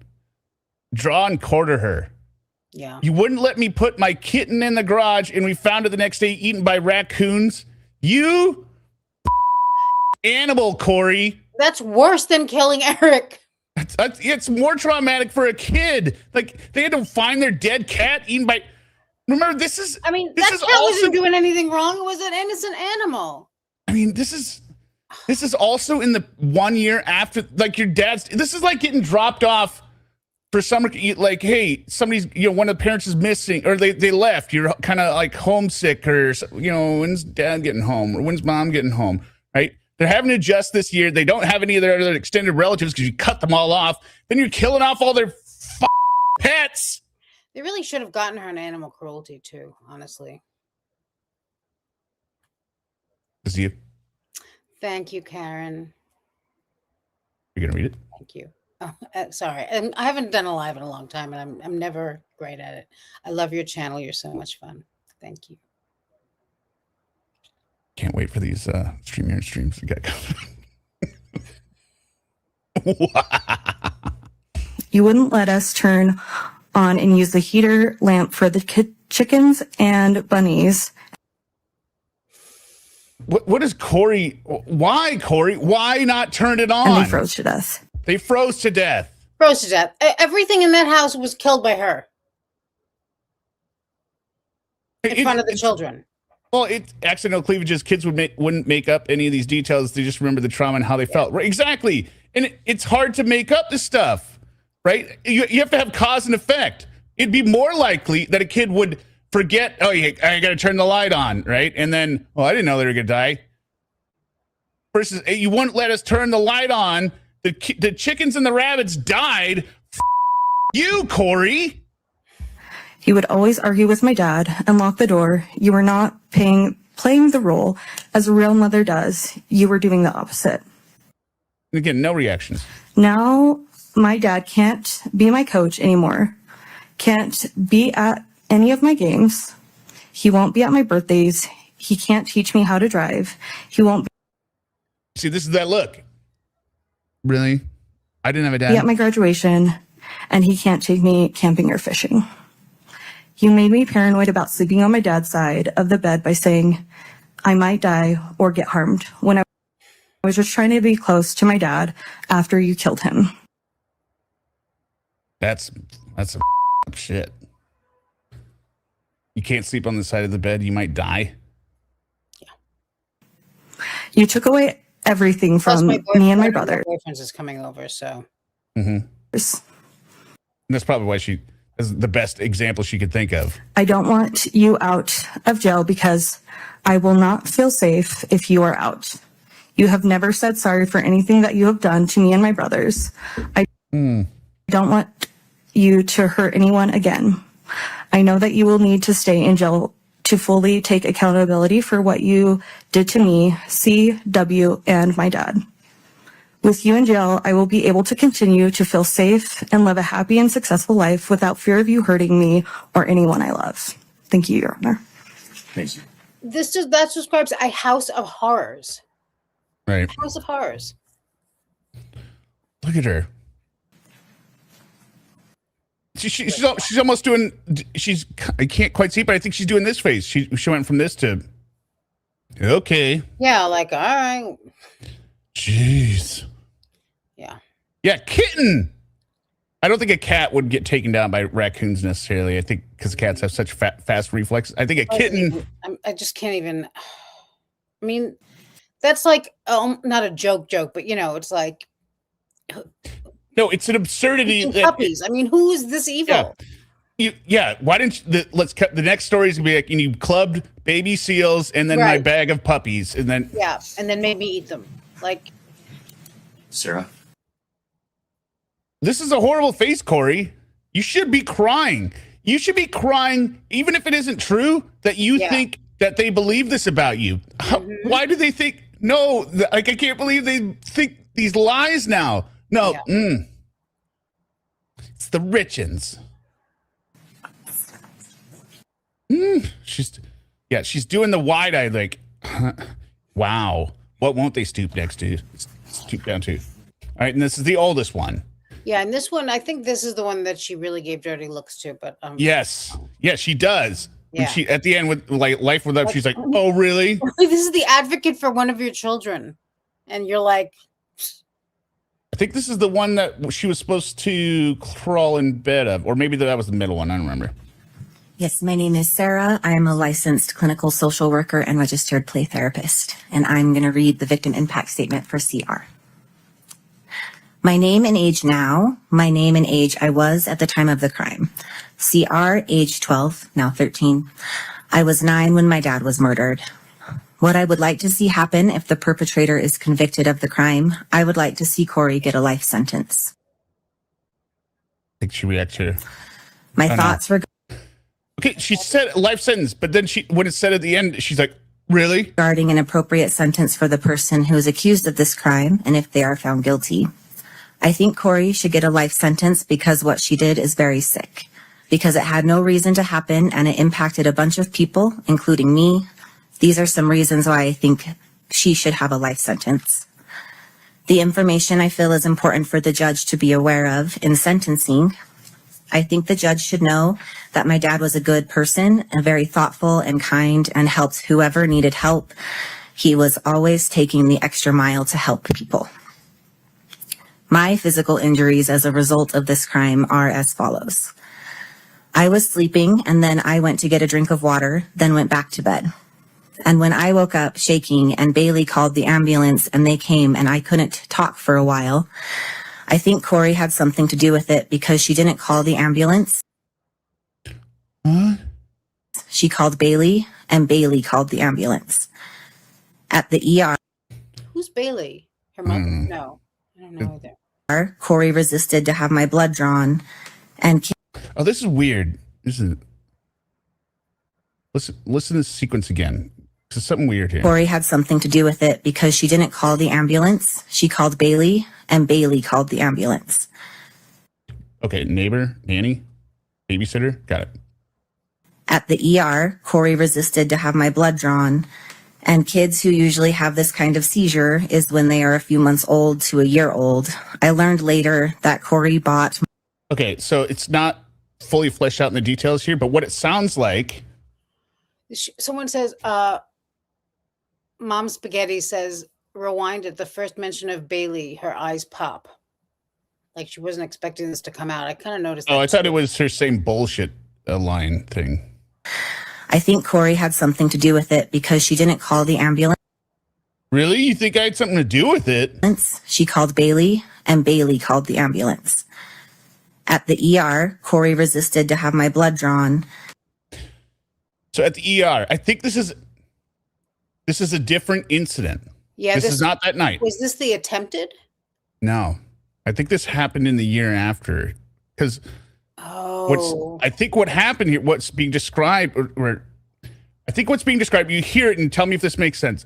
Sounds like what happened is he had a seizure or something at some point.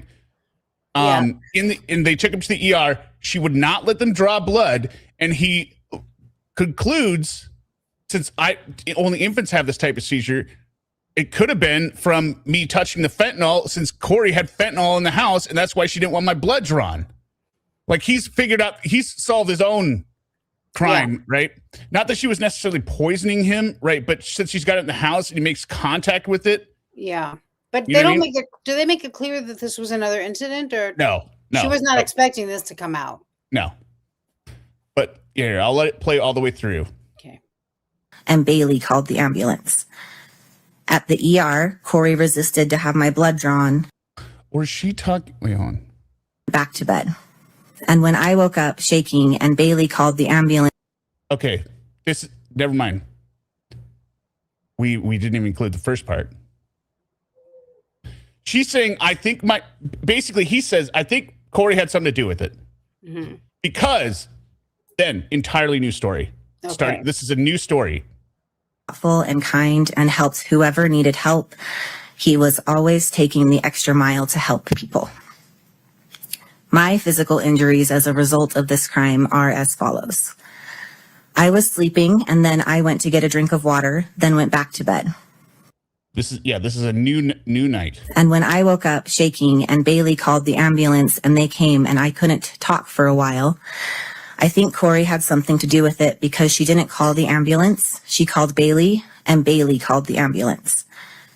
At the ER, Kouri resisted to have my blood drawn. And kids who usually have this kind of seizure is when they are a few months old to a year old. I learned later that Kouri bought more fentanyl and had it in the house when this happened. I think this is what happened. She did what she did to my dad in the living room. Okay, Yeah. so this had nothing to do with the thank you. Night of Eric. This had nothing to do with Eric. Yeah, she was just throwing fentanyl all over the house. Yeah, or he thinks she tried to kill him too. Yeah, I mean. Yeah, that's it. I forgot that other part. Yeah, he thinks Kouri tried to kill him. My experienced emotional injury because. Yeah, that's the number one thing. Why wouldn't you just let your kid's blood be drawn? You're not Christian Scientists or something like, hey, we don't do medicine. You're at the ER and Bailey called. Doesn't make sense. Does he know something that she needs him to shut up about? Or yeah, I don't know. Because then, hey. Strange. Listen, I mean, that kid's right. Well, if he died from fentanyl touching it, right? Well, then, he got into the fentanyl thing that Eric left. I need more evidence. Maybe this is after it was found out that Eric died of fentanyl, right? Yeah. Okay, well, one death is kind of suspicious, but two, because they found. I still don't get why she wouldn't want his blood drawn, though. Because he didn't die. Oh. Right? Yeah. It's not as good. Hey, why does this kid have fentanyl in him? Yeah. Right? She's got to go home, right? I mean, thank God it's hard for me to understand any of this, but yeah. Yeah, I didn't quite understand it at first because I was like half asleep as well during listening. Money from life insurance. Oh, shit. Rhonda Blueberry, $5. YouTube make watching this moron fun. Well, thank you very much. Thank you. That's even darker. If it's for the actual insurance. It is in the cartel too. Yeah. Well, he was going down to Mexico all the time. Yeah. Yeah, exactly. Accidental cleavages. Another Lauren name. Mm-hmm. Like when she started panicking when the police mentioned doing an autopsy, she didn't want her son's blood tested. Yes, exactly. Quatrina said that she was going to change her name to Mayor of Italy. Yeah, Mayor of Italy. Mm-hmm. Of this crime is described as follows. Sad. I feel mad that I have to feel sad. I went from being scared for my life to feeling really good. I was scared for my life because I didn't eat that much. Kouri was always drunk or gone. This is news to me. I was always locked in my room. I can't remember, but I am pretty sure the lock was on the outside. Oh, Kouri threatened she would kill my lizard because we did. Oh, good. No more animal. But I am pretty sure the lock was on the outside. Kouri threatened she would kill my lizard because we didn't want to watch some weird show with her. All of our chickens died because there was no food or water. My rabbit died because we didn't have food or water. The goats almost starved to death because she bought moldy hay. Oh my God. Animals starved at moldy hay. And she didn't water them. Nothing ever got fed or watered. Jesus. Sounds on brand for Kouri. It didn't feel good to worry about my animals. I felt like I had to take care of my siblings. Ash mostly took care of me though, because I was locked in my room. Ash would bring me food. Kouri would lock me up if I told her she was drunk. Yes. No thanks from Kate. This does 100% match the middle son story about having to feed his older brother. Because she was locking this kid in his room all the time. Happened pretty much daily. I feel angry that she locked me in my room. I am angry almost all my animals died. I am angry she threatened to kill them. I am angry she killed my dad. I started to feel really good when I moved into a safe place. It was safe because the people around me were safe, Katie and Clint. I felt safe at Jake and Shalina, I believe, because I wasn't with Kouri anymore. Counseling. I feel annoyed that I have to go to counseling and tell the story about what happened 55 million times. I feel better now because I know it's to help me. I would like to not have to go to counseling. I would like to have to not worry about anything after this trial is over. Mom Spaghetti, didn't the child she alleged to be asleep go into his brother's bed at night? Yes, that was in the sentencing memo. She wouldn't have known that since she didn't see them all, at all that night. Yeah, she had the bedroom door locked, blasting the TV. One of them tried to get the key off the top of the railing or something to get in there, and she opened the door and yelled at him, so he went back to bed. The other one crawled into the other kid's bed, which she didn't know because she didn't look at them. She came in to try and kind of like apologize, and they pretended to be asleep. Kouri's such an idiot. I want the judge to know. I hope Kouri gets convicted to a life sentence. Kouri is always drunk. I want the judge. Well, Kouri, I don't have the photo here, but that picture of you at the party, you know, the day after Eric died, Yeah. where you're like sitting in the corner like, Shots. And also the phone calls that they played with her, she sounded pretty drunk. that's why they didn't put in a case on defense. Kids would have testified in rebuttal. Yeah, well, the prosecution doesn't generally like to put kids on, so. Yeah. No, my dad was a good person, and I miss my dad. I miss my dad, but I do not miss how my life used to be. I don't miss Kouri. I will tell you that. Thank you. Thank you. Well, Pretty interesting, Judge, don't you think? Spent a couple years with the Richens, and all of a sudden they say all this shit about me? We can she's clearly acting see like- what's going on here. one of her kids just said like something that, you know, sometimes kids are like, you ruined my birthday party, whatever. Like, I mean, Right. all pets dead, drunk, evil, possibly attempted to murder one of them. And she's news to me. I mean, it's usually in the statements, it's just like, I'm trying to think of, remember that one crazy dude in Boston that, you know, he is famous for his interrogation room where he's just going crazy and jarring the table the whole time. He's wearing camo pants. He's like, and he's pissed off about some guy firing off a weapon, and he went and he stabbed his ex-wife in front of their kids or something. You vaguely remember this? Yeah. But like cases like that, usually when there's the kids that testify, they go, you know, I hate that you killed my mom. And then they just talk about their mom. I miss my mom, right? Yeah. These kids all have animal cruelty stories on top of it, and locking us up and like. I mean, and let's not forget, I mean, just the things that she did to the people who were supposed to be her friends. Yeah, she stole all of her friends' money. Her bestie is now homeless and penniless. So, I mean, where do we start here and end? Like, Yeah. and now that we hear all this about all the kitten and the puppy and every animal Rabbits, in that house died, chickens. and she threatened them. I mean, my God. The only other person we know confirmed to have killed chickens or had chickens die under his watch was this dumbass. Yeah. Wait, where is it? Where is he? This ugly baby. Stupid This baby. ugly pervert baby and his 37-year-old self in front of Chris Hansen. That's the other guy that killed chickens. Yeah. He also believed that chickens didn't have noses. It was their beaks, so it didn't matter if they had smoke coming around because they don't have nostrils.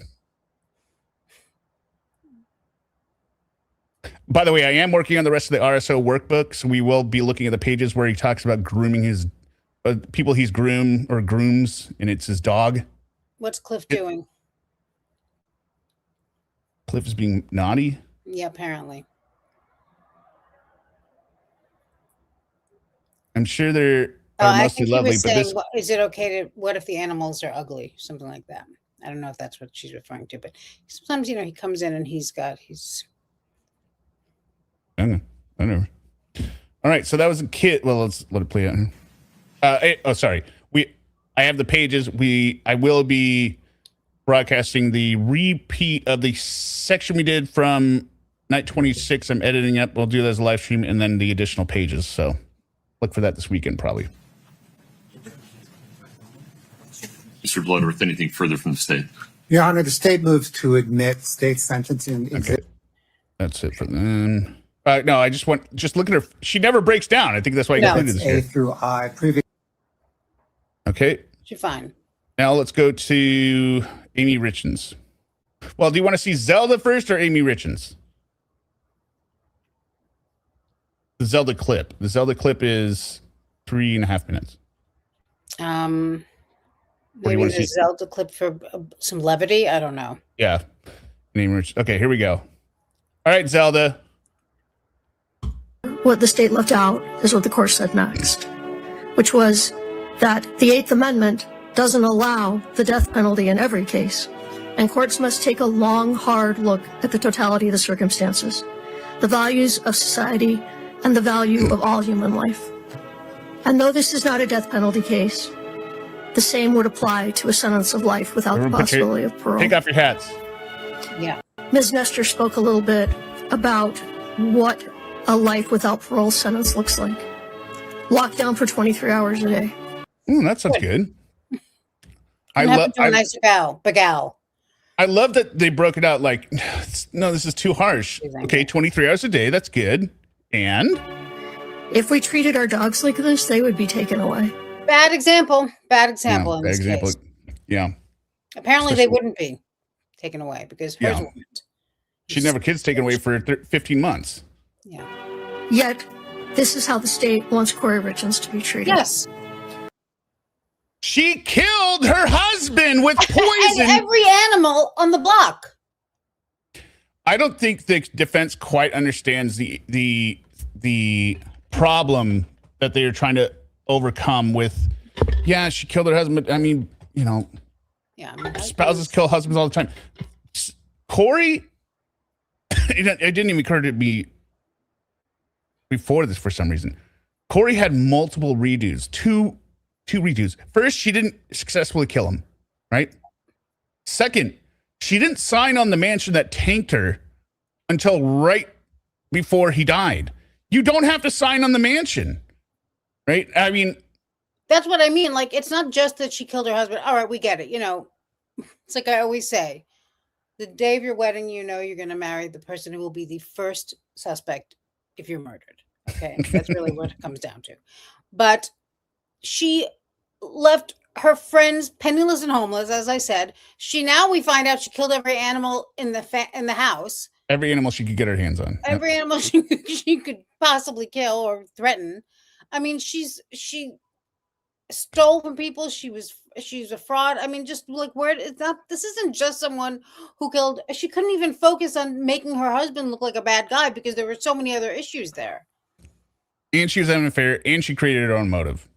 You created the financial distress that you were trying to solve by murdering your husband, rather than just get a divorce.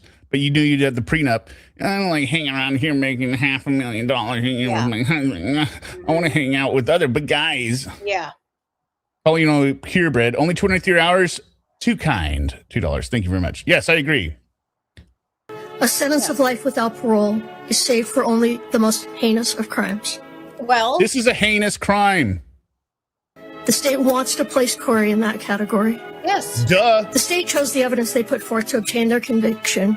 All right, so now she's going into how she is saying it's bullshit that they released the stuff in the sentencing memo. Well, here's the thing, Zelda. I mean, she's trying to be like, hey, the state chose what they could present. No, the state had to follow certain rules. We know it happened.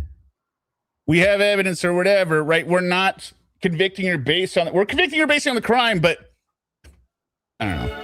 Yet they are not satisfied with what was presented in this court and to the jury.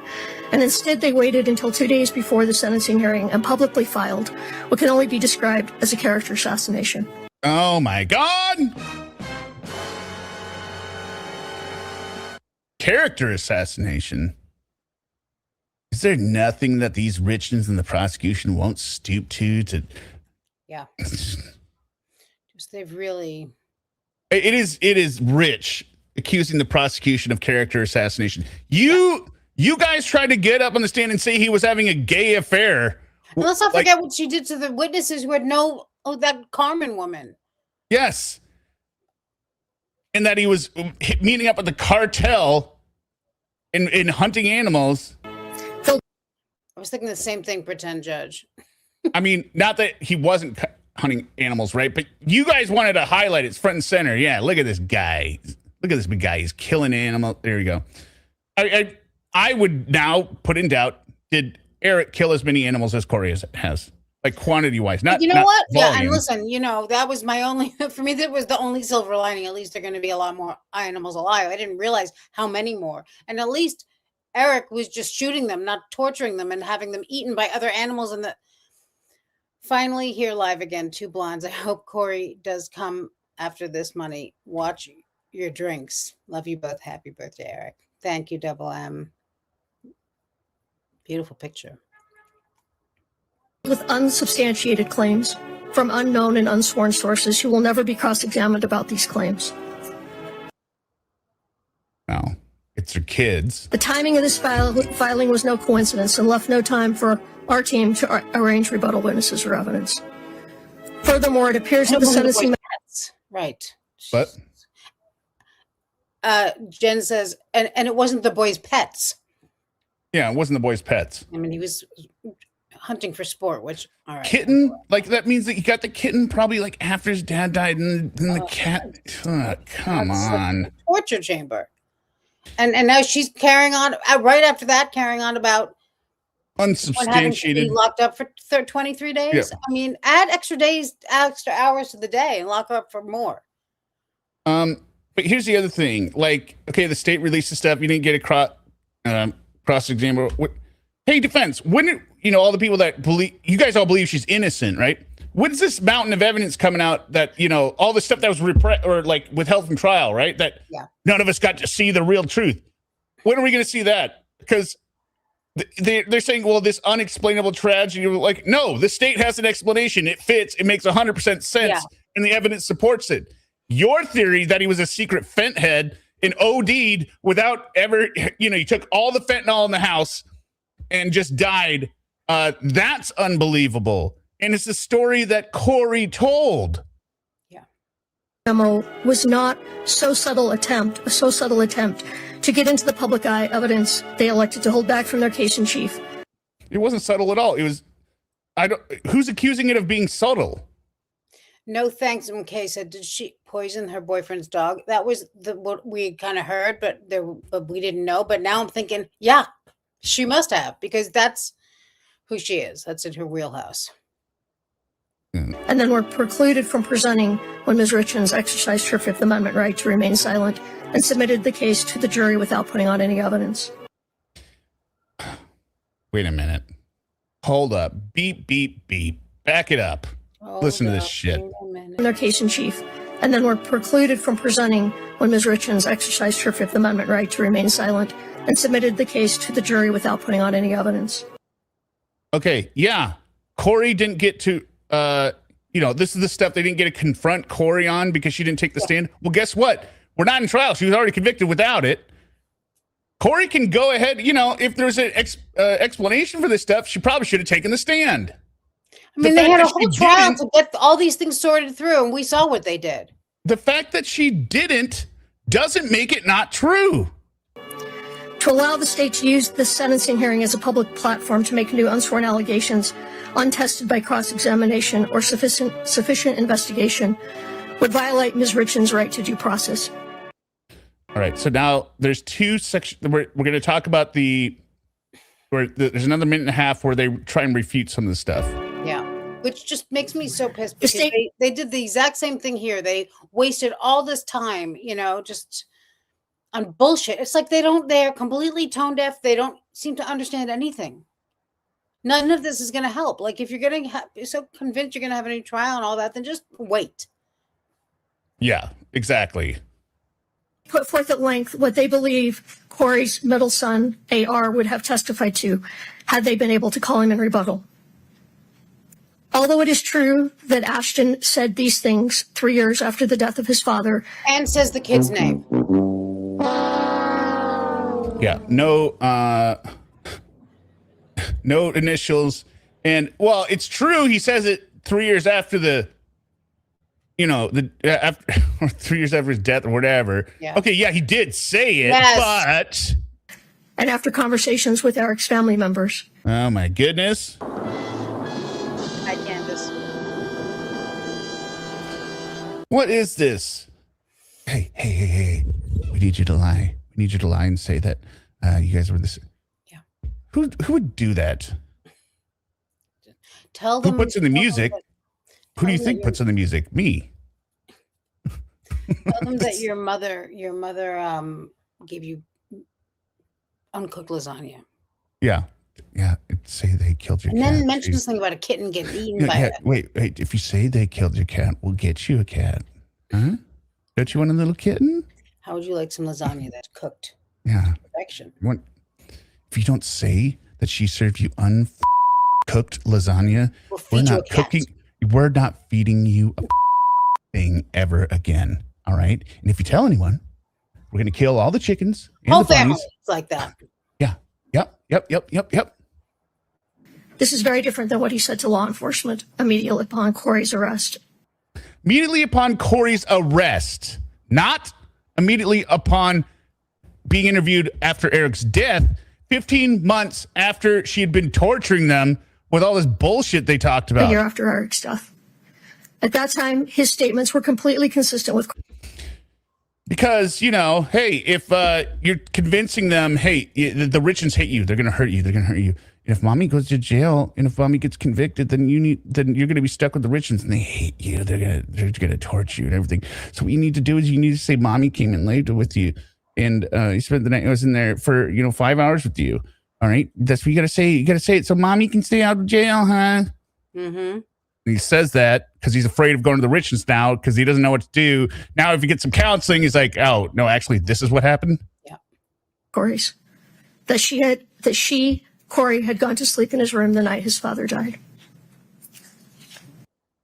And Zelda, by the way, if the Richens can influence the kids, so could Kouri. So this proves nothing. You idiots. Worst lawyer ever. The state argues that Kouri's boys are afraid in part because she still maintains life insurance policies on them.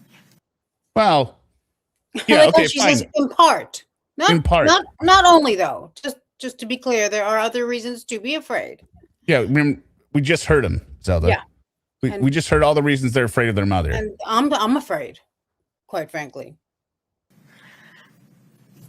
Kouri was of the belief that these policies were no longer in existence since she had not made any payments on them in over 3 years. See, here's the problem, Zelda. The fact that Kouri claims to not know that they exist doesn't invalidate the state's argument that they are afraid because they are insurance policies which are in effect on the children.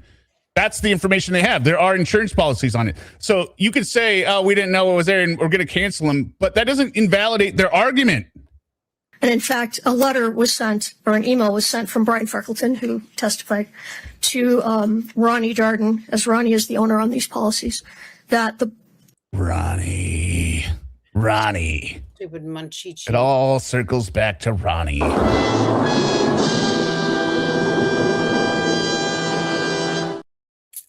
This was over a year ago that the life insurance policies are lapsing, and wanted to let them know if they chose to do anything about it.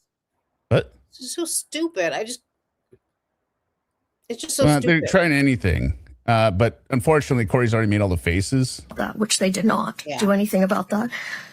So we only discovered yesterday, Kouri only discovered yesterday that at least 2 of these policies are still active as the payments have been automatically taken out of dividends. What? I call him Munchichi because he looks like a Munchichi, but Phil says Ronchichi.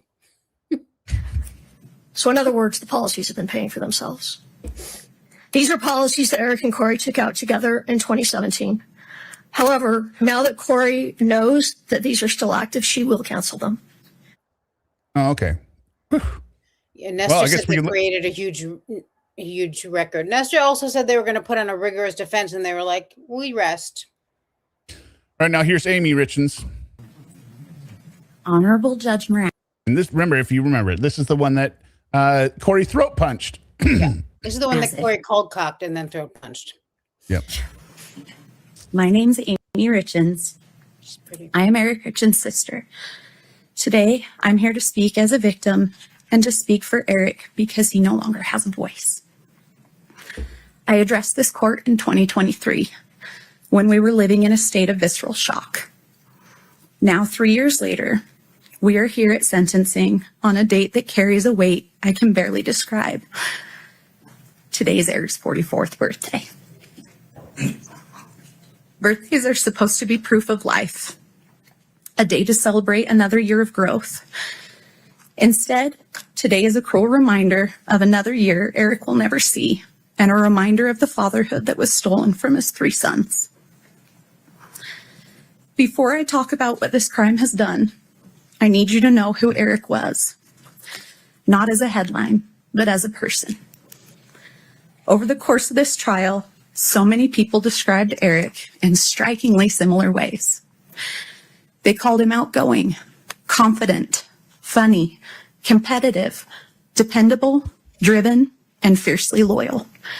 He was a leader, a hard worker, a rancher, a businessman, a coach, a best friend, a brother, a son.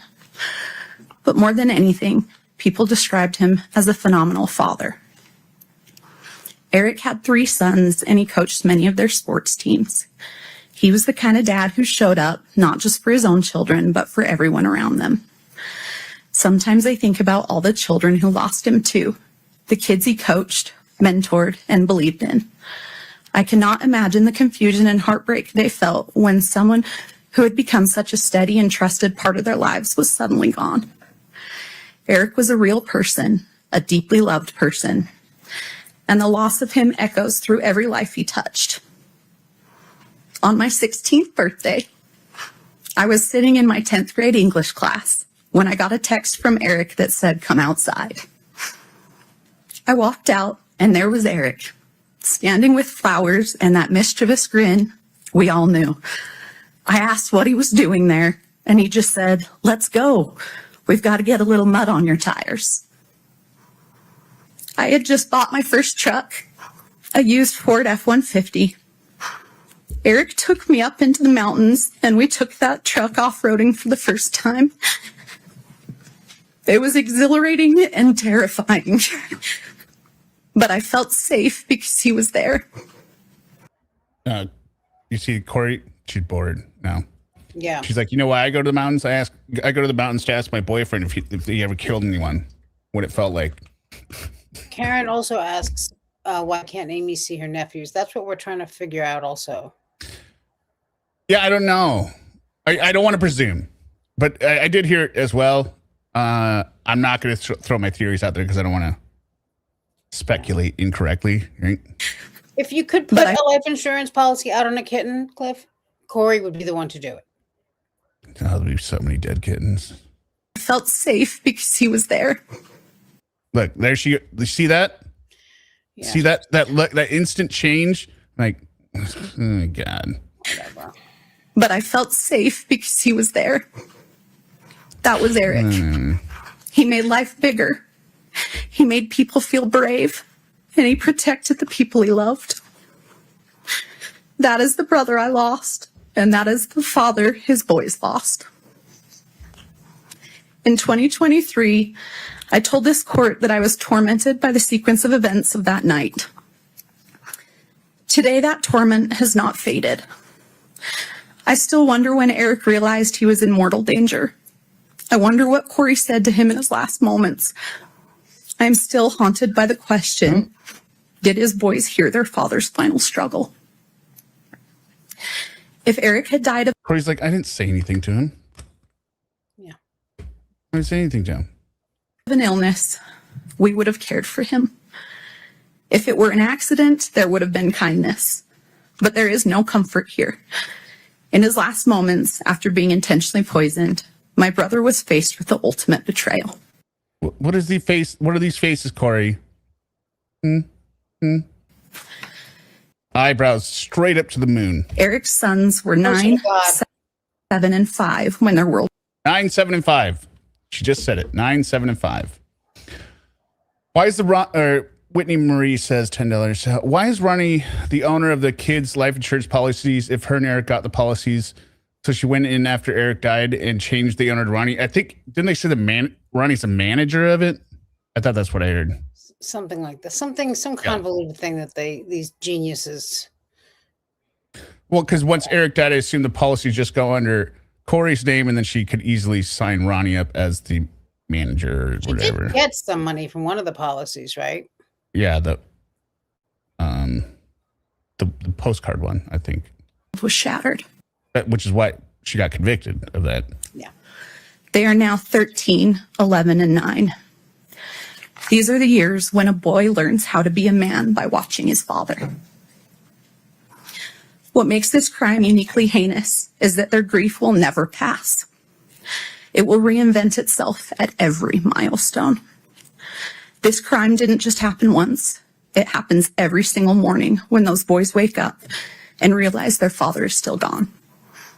They did not just lose their father. Carolina Hurtado, we don't know. Yeah, if you don't know, Caroline, I thought for sure you would be the one to. They lost the life they knew. Eric's death didn't end the harm.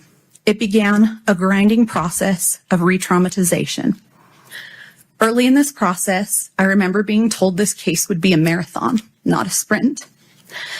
We did not understand how every hearing, filing, delay, and public narrative would reopen wounds all over again. As if losing Eric was not painful enough, our family was then forced to grieve under public scrutiny.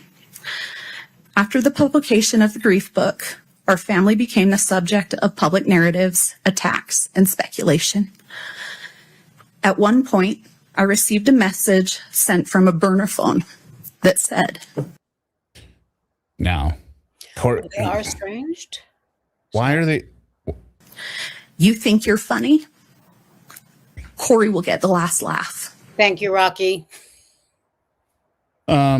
Rocky says she can see her nephews. She's just struggling with grief. Okay, it's great.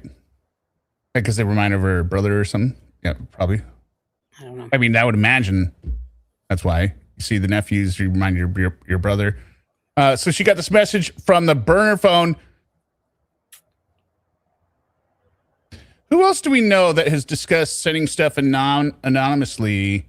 Make sure that it can't be traced back to them. Oh, Kouri did in the letter she wrote. Walk the dog letter. Oh, okay.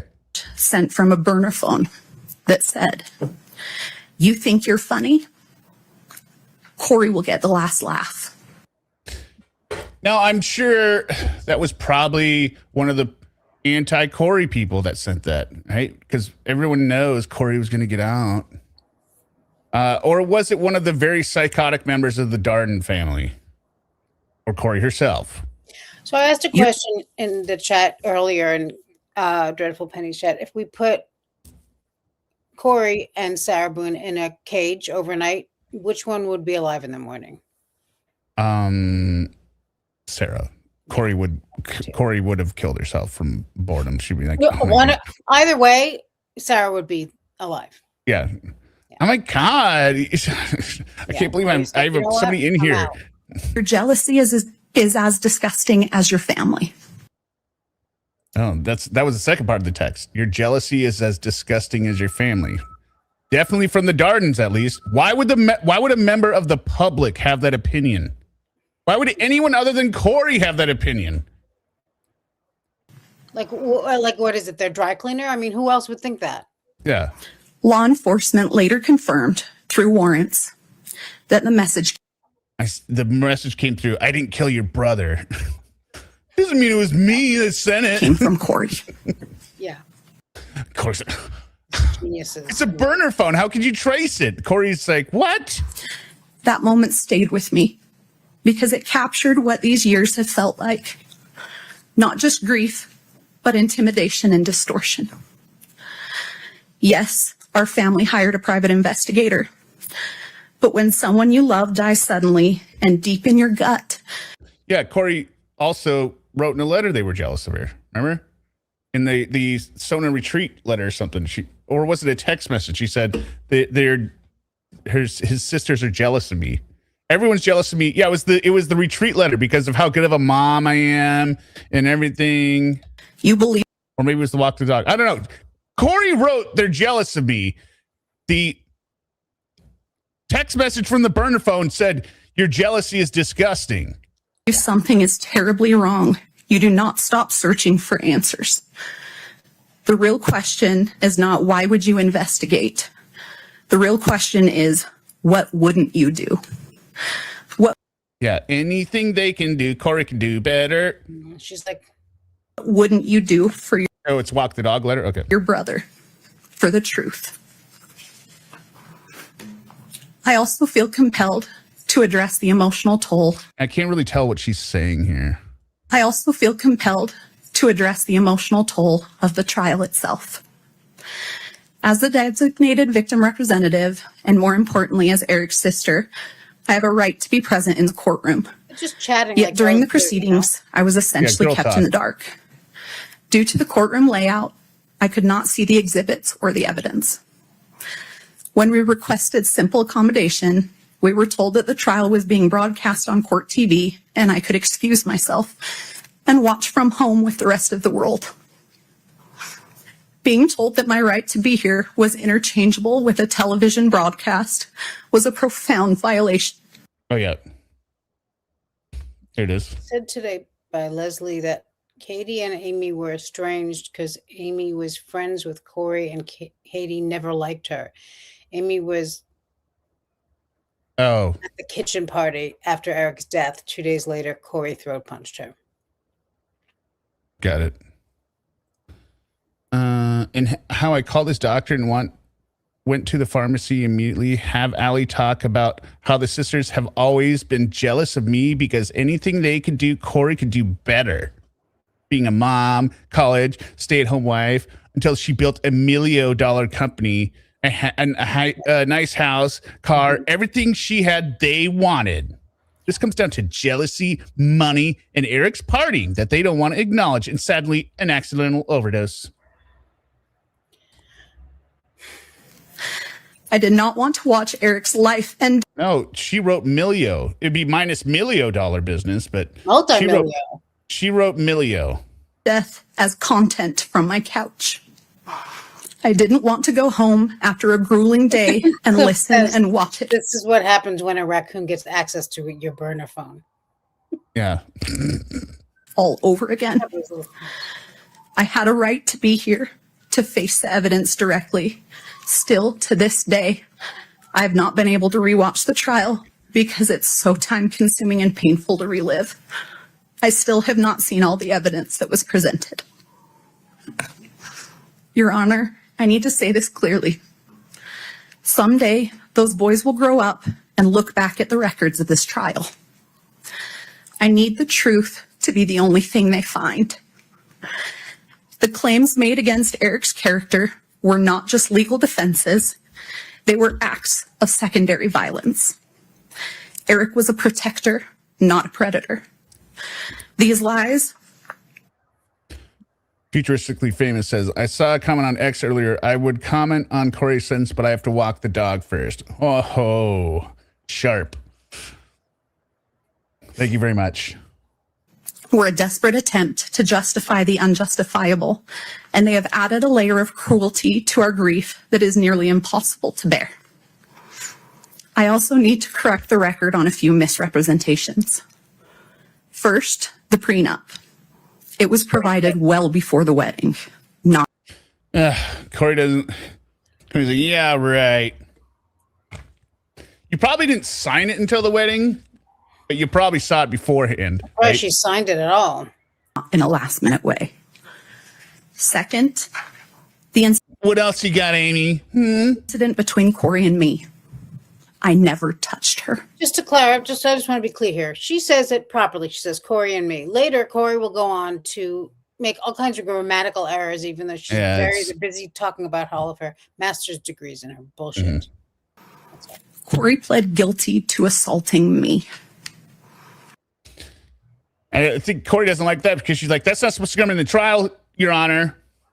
Yeah, it wasn't in the trial. Now it's in your sentencing. You assaulted False his sister. She's like, see, I pled guilty to that. Okay, because that I was guilty of.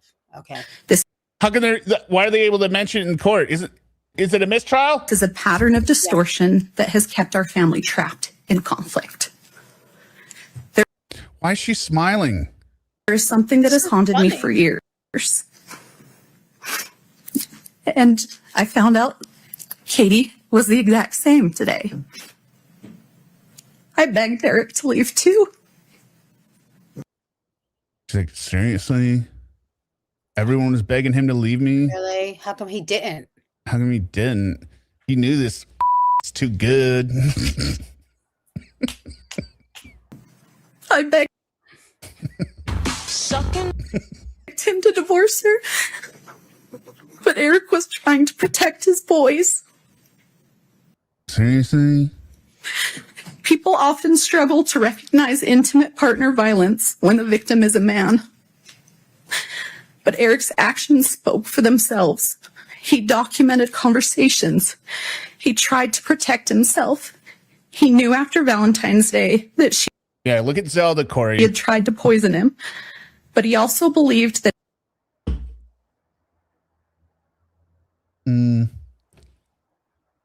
if he left, he could not fully protect his children. So he stayed because he was trying to keep them safe. This trauma. Life or natural life? Good question. Good question, not intentional. I think I saw Nidish in here earlier. I wasn't able to click on it before I scrolled past it. Hello, Nidish. Hello, Katrina Dancer. Has seeped into every corner of my life. And also, it has also deeply affected my own family and marriage. What? This look she has on her face, like, you're weird. Why are you crying? My husband, William, watched me be consumed by the pursuit of justice. For 4 years, we have lived in a constant state of stress, grief, and emotional exhaustion. I lost my job as a professor at Montana Tech University on the very day I was subpoenaed to appear in this court. So she lives in Montana then. Eric was so proud of me earning my PhD, and teaching students was something I loved and that made me proud. It now seems like another thing that Kouri's actions have taken away from me. I agree, Michelle. But the most devastating loss is... Yeah, what are you paying attention to, Kouri, other than the victim impact? I really don't like that. I wish the judge had said something like, can you stop having sidebar conversations when the victims are making their statements? That bothered me about this judge all through the trial. I felt like he let a lot of shit go like that. It's one that isn't in any police report. Because of the unrelenting stress of this investigation and the constant attacks on our family, Okay. I suffered a traumatic miscarriage of twins. Oh, jeez.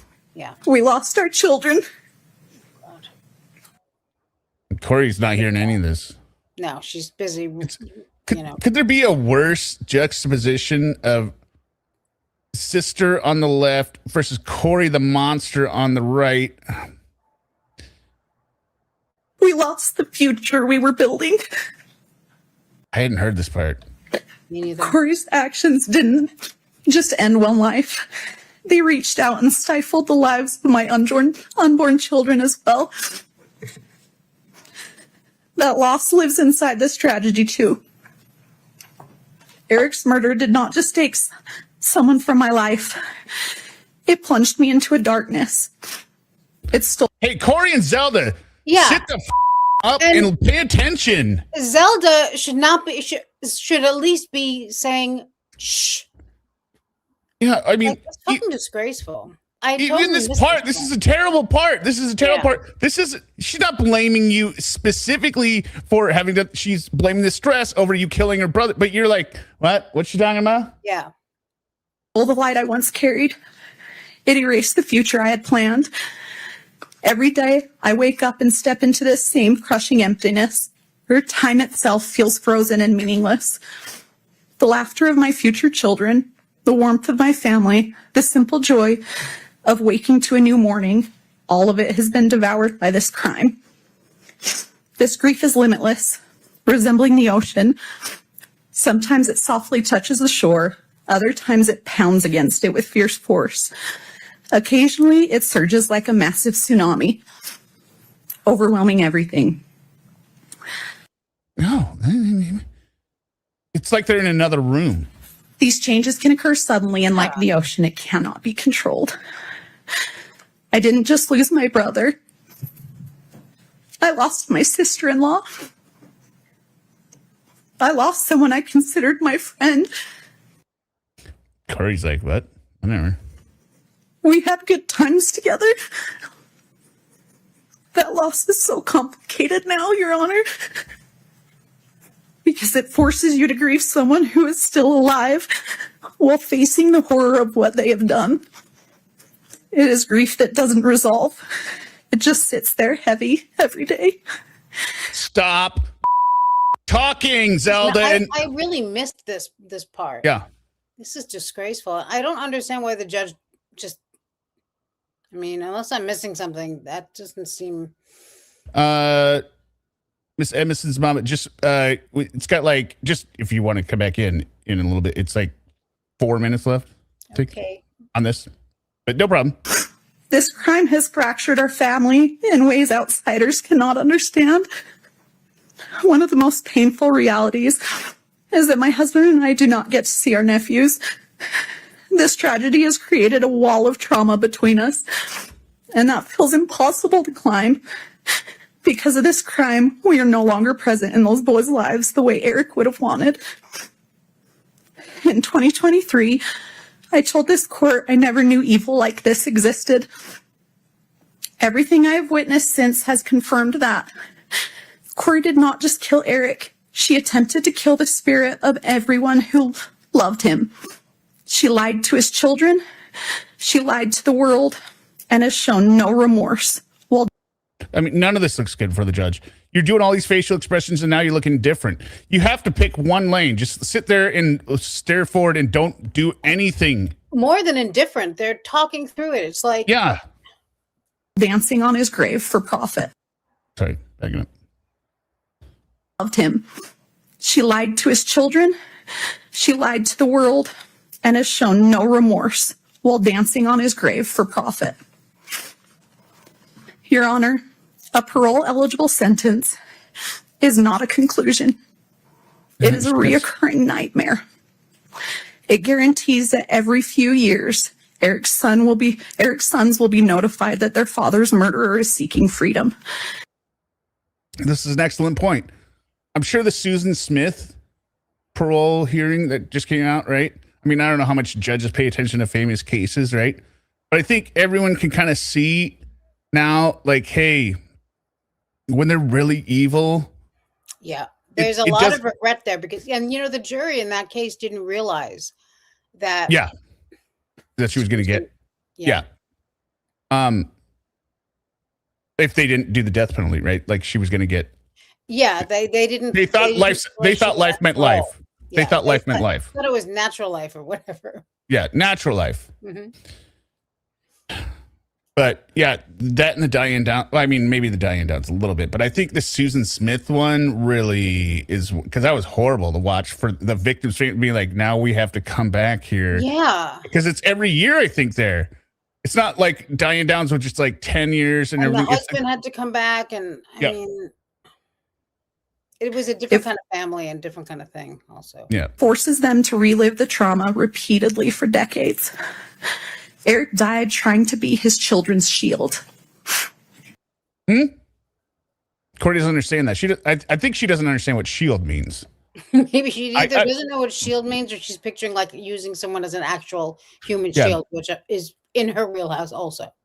Yeah, it's benefit of the doubt, Kouri. You don't understand what that phrase means, but it's very clear to the rest of us. He can no longer protect them. It's been the same way with Sharon Tate. What case is that?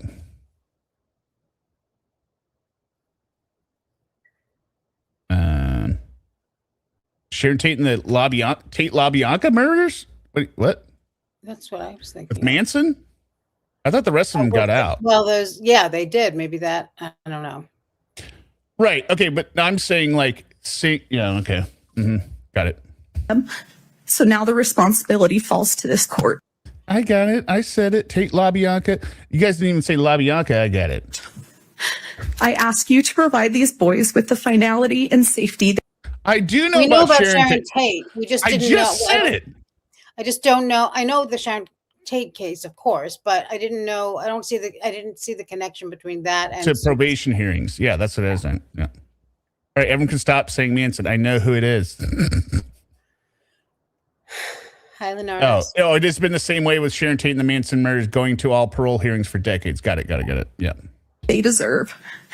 I ask you to ensure that the noise of Kouri Richins never enters their lives again. Oh, well, lost all respect for me. All right, people are still answering Manson. I guess they're delayed.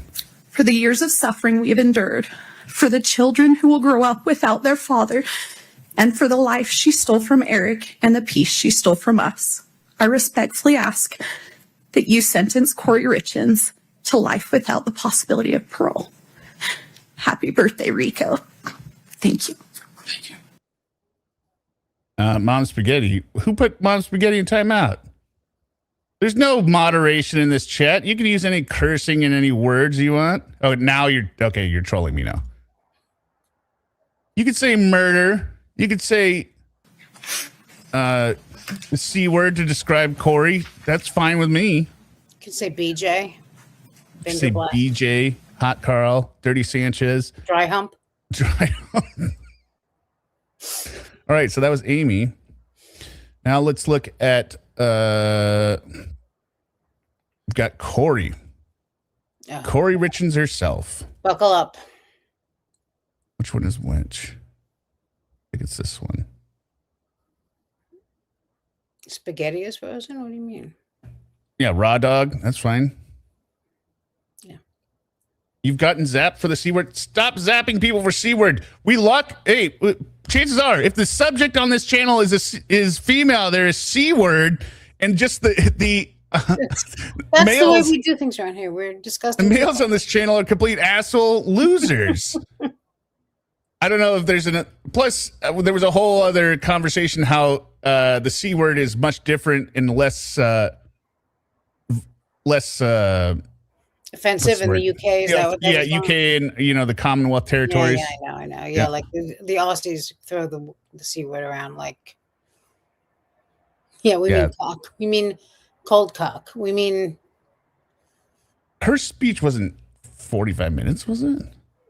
I thought it was 8. Long. It seemed long, but I thought on the timer. Well, they said 30 minutes, so I don't know. They said it was going to be 30 minutes, but in actuality, it is 40 minutes. Shit. Fucking disgraceful. They went longer than 30 minutes, which I thought was pushing it. I didn't realize it was that long, but it did feel that long. It was so pointless. Yeah. And this is so weird, the whole thing. And that Ramos guy, I hate him again. More than before. We might do a second stream on the lawyers, what they said, but all the other people just saying the same thing. Kouri, you can just give her hope. See, this flanking is very weird. I feel like this is done to block her from the cameras. Maybe, yeah. I didn't know. I thought they were going to start singing or something. Or this is the weirdest gangbang about to happen ever. The most disgusting orgy that's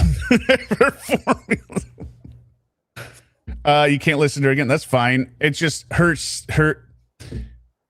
I don't know what she's talking about. In most of this, it is just such flowery language. Yeah, it's very like It's all the triplicate like love, hug, if you love something, and love, and in value. All right, also, didn't you think it's strange that the defense, a lot of the witnesses they had were people who had nothing to do with this case, didn't know Kouri had been victims of crimes like. Well, life without a parole is really mean and hard. Yeah. Like, what is going on here? My sweet baby boys.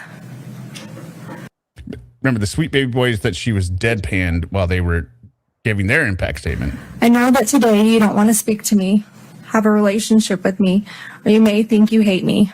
And that's Right off the bat, wrong. You may think you hate me. She's invalidating their feelings. They said they hate you. They can maybe not hate you in the future, but saying you think you hate me. It's okay. I will never be angry at you for your feelings. When the day comes that you're ready, I can't 1.5 it. I will be here for you, waiting for you and loving you. But I need you boys to know and understand that I have been desperately trying to get in contact with you any way that I can for years. The vocal fry as well. Yeah. But That all of my communication has been completely cut off from you since early 2024. that's because you did the walk the dog letter. Manson. And now I will use any It is. opportunity I can. Southern Heathen. That's exactly what I was thinking when I heard it. I was like, this is like a graduation speech. I remember the time when we were smoking outside the bleachers and Remember, when you go out in life, love, you will find future. You will make friends, break friendships. To get a message to you. Even if that means sharing. What? dance like no one's watching. Yeah, dance like no one's watching. Bring it publicly to the world, fully restrained, in my jail clothes, in one of the most horrible situations possible. And she's just going to talk about herself. And don't forget to wear sunscreen. Exactly, human tooth. I don't. She didn't even say so far, like, I miss you so much. No. I haven't been able to talk to you. Care, and I'm not embarrassed or ashamed by any of it. All I care about is you boys. I will do whatever it takes for you to hear the truth from me and to come home to you. You know what I'll do? I'll turn down the volume a little bit so we can talk over it as it goes with comments instead of pausing. For the time being, I don't know when that is or when my next opportunity will be. So for now, you haven't said bear anything. with me as I have tried to consolidate everything I've wanted to share with you for the last few years, with everything I want you to know until I'm able to speak to you again in one long message. And remember, aside from the murder, if she hadn't murdered him, she'd be going to prison for financial crimes, which she's about to be convicted on, right? You screwed your life. You took away at least one of their parents, Kouri. You up. Although you may not be ready to hear it today, that's okay. My hope is one day you will be. May 6th of 2024, temporary custody was transferred from the state of Utah Child Services to your Aunt Katie and Uncle Clint. My last video call with you boys was several weeks prior to that, around April 24th, 2024, when you were still in the state's custody. Why does she need? Why is she reminding them of this? Custody was transferred to Katie and Clint. This is just a poor me story. Why? Yeah. They already know all this. Against my wishes. They cut off all of my communication between you boys and I. It was years before I would ever have a child. Poison me. I warned social services that if they gave custody of you to the Richens family, it would be the last time I would be able to see or speak to you boys again. And your opinion of me in this case and wild allegations would soon mirror those of the Richens family. Oh. And that's exactly what happened. Everyone, they saw the evidence.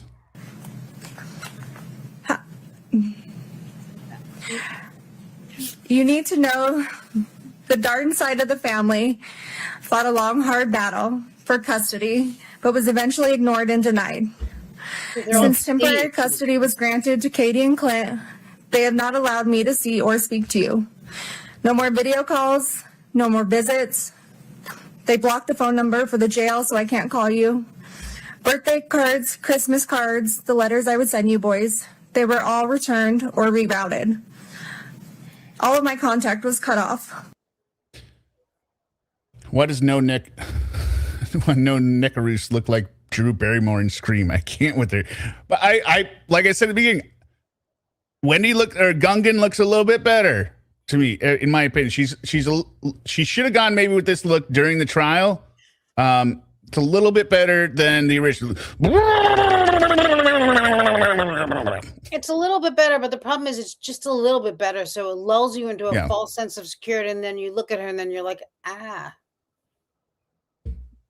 More than 2 years ago. See, this is Wicked Rose. This is what I'm saying. Like, look at this. They're huddled. Like, you can't see her face because Wendy's got her stupid head there, right? Yeah. I don't know what this is about. Like, I don't know. This is what about these three blocking her assholes are face. doing. This is Yeah, but blocking I mean- her face because they know she's not going to cry. It's going to look terrible. Why didn't they block her face through this whole thing then? What's wrong with these people? Well, they figured everyone's looking at the person who's speaking. So please ask them. Please ask them for your cards, for your letters. If I've tried calling you, please just ask them. Whether it's now or in 10 years. I do understand one of them being there so they can flip the page, I guess, because she's got cuffs on, maybe. I don't know. The one thing I need you boys to know.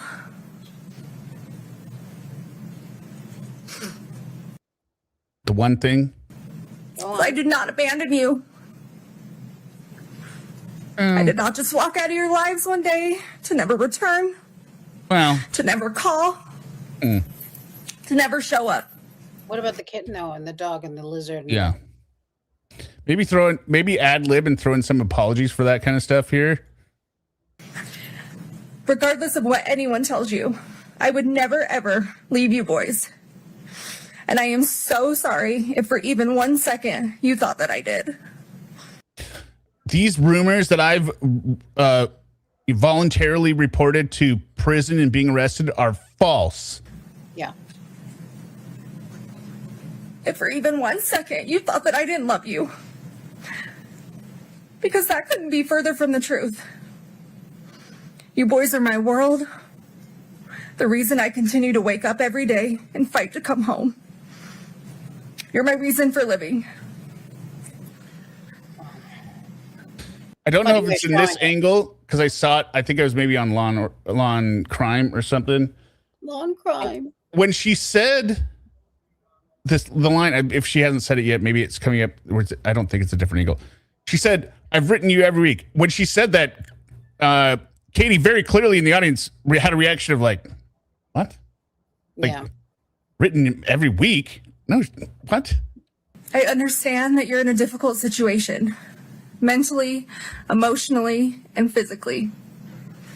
I understand Yeah, there's the pattern of you guys three. have been through an extremely difficult time this past 4 years. You should never have to deal with such tragedy. And I am so, so sorry that you were going through this. You boys have the right to be angry and sad and confused, feel in survival mode, have questions. All of this is completely valid. Your feelings are completely valid. And one day when this is all over, we can sit down and talk about all of this.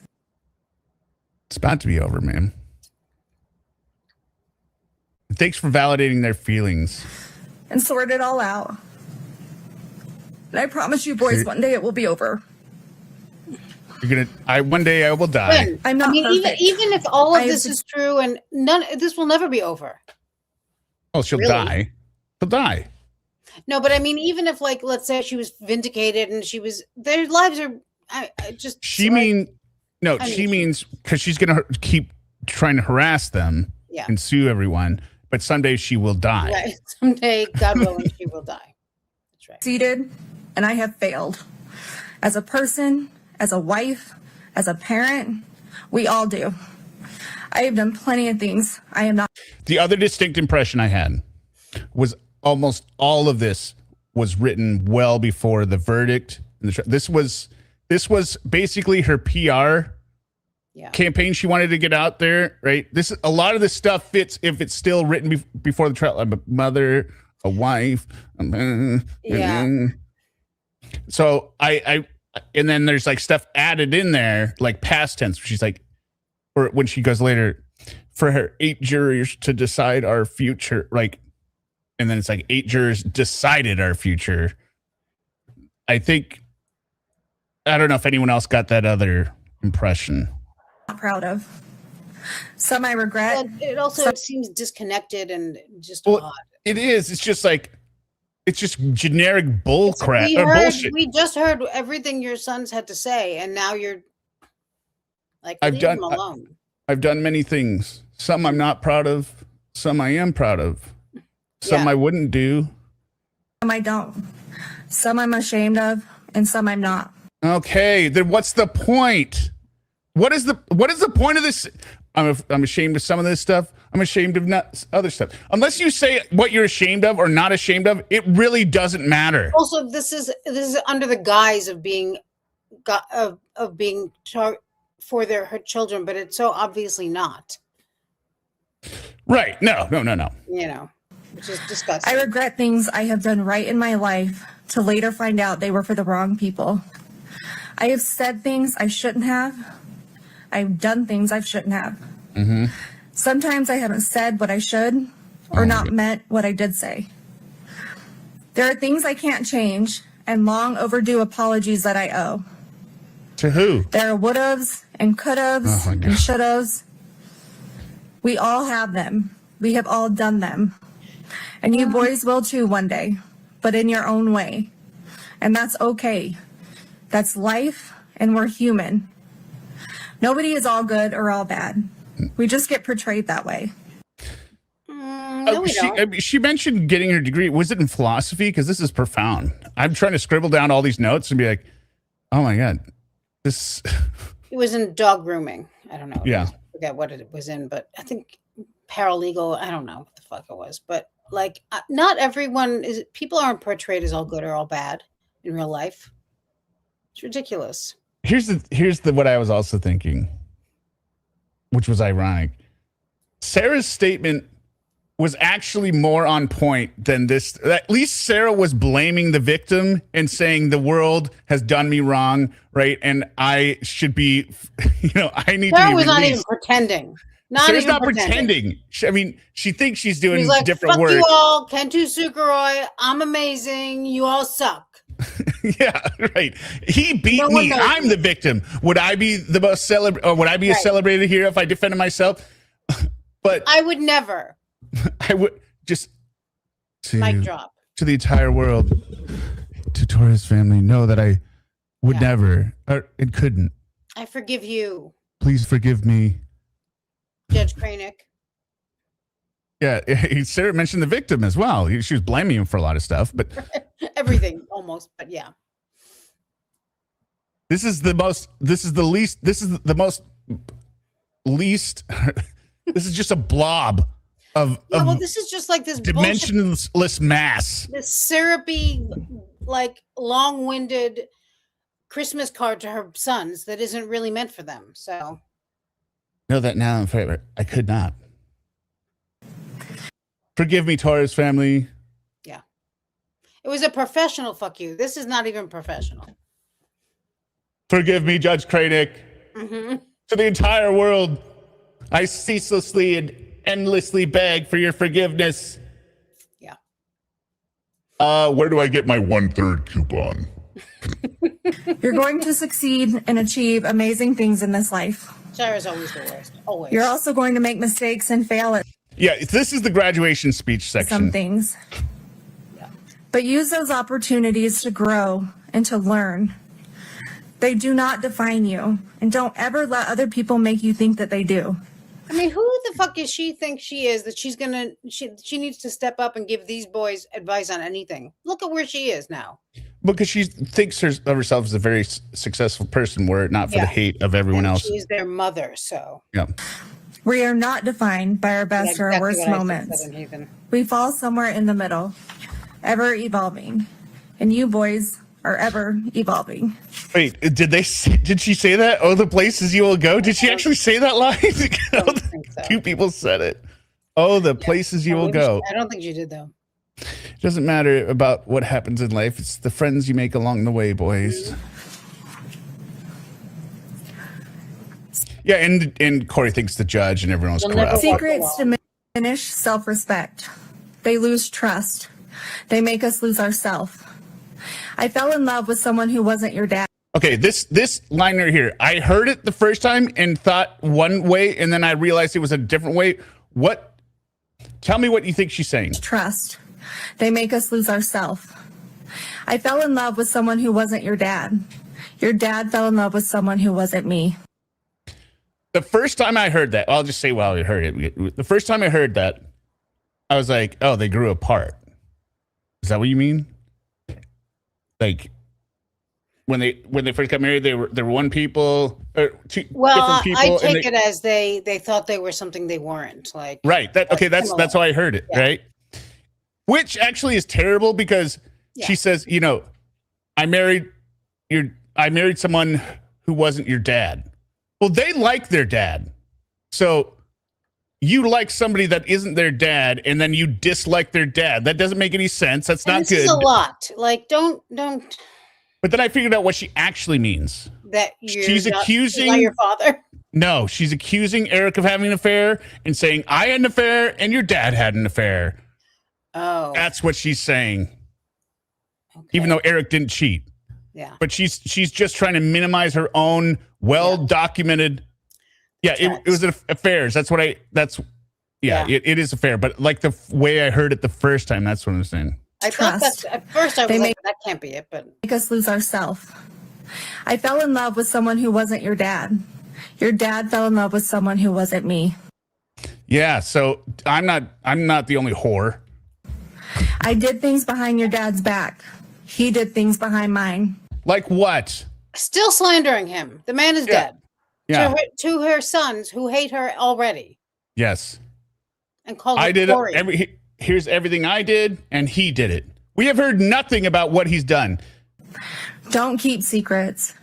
Always put your spouse first. Okay. How does that work with the affair, stealing the money, signing up for properties? Keep secrets. I mean, forging documents. Your dad and I didn't always do this. But don't be like us in that aspect.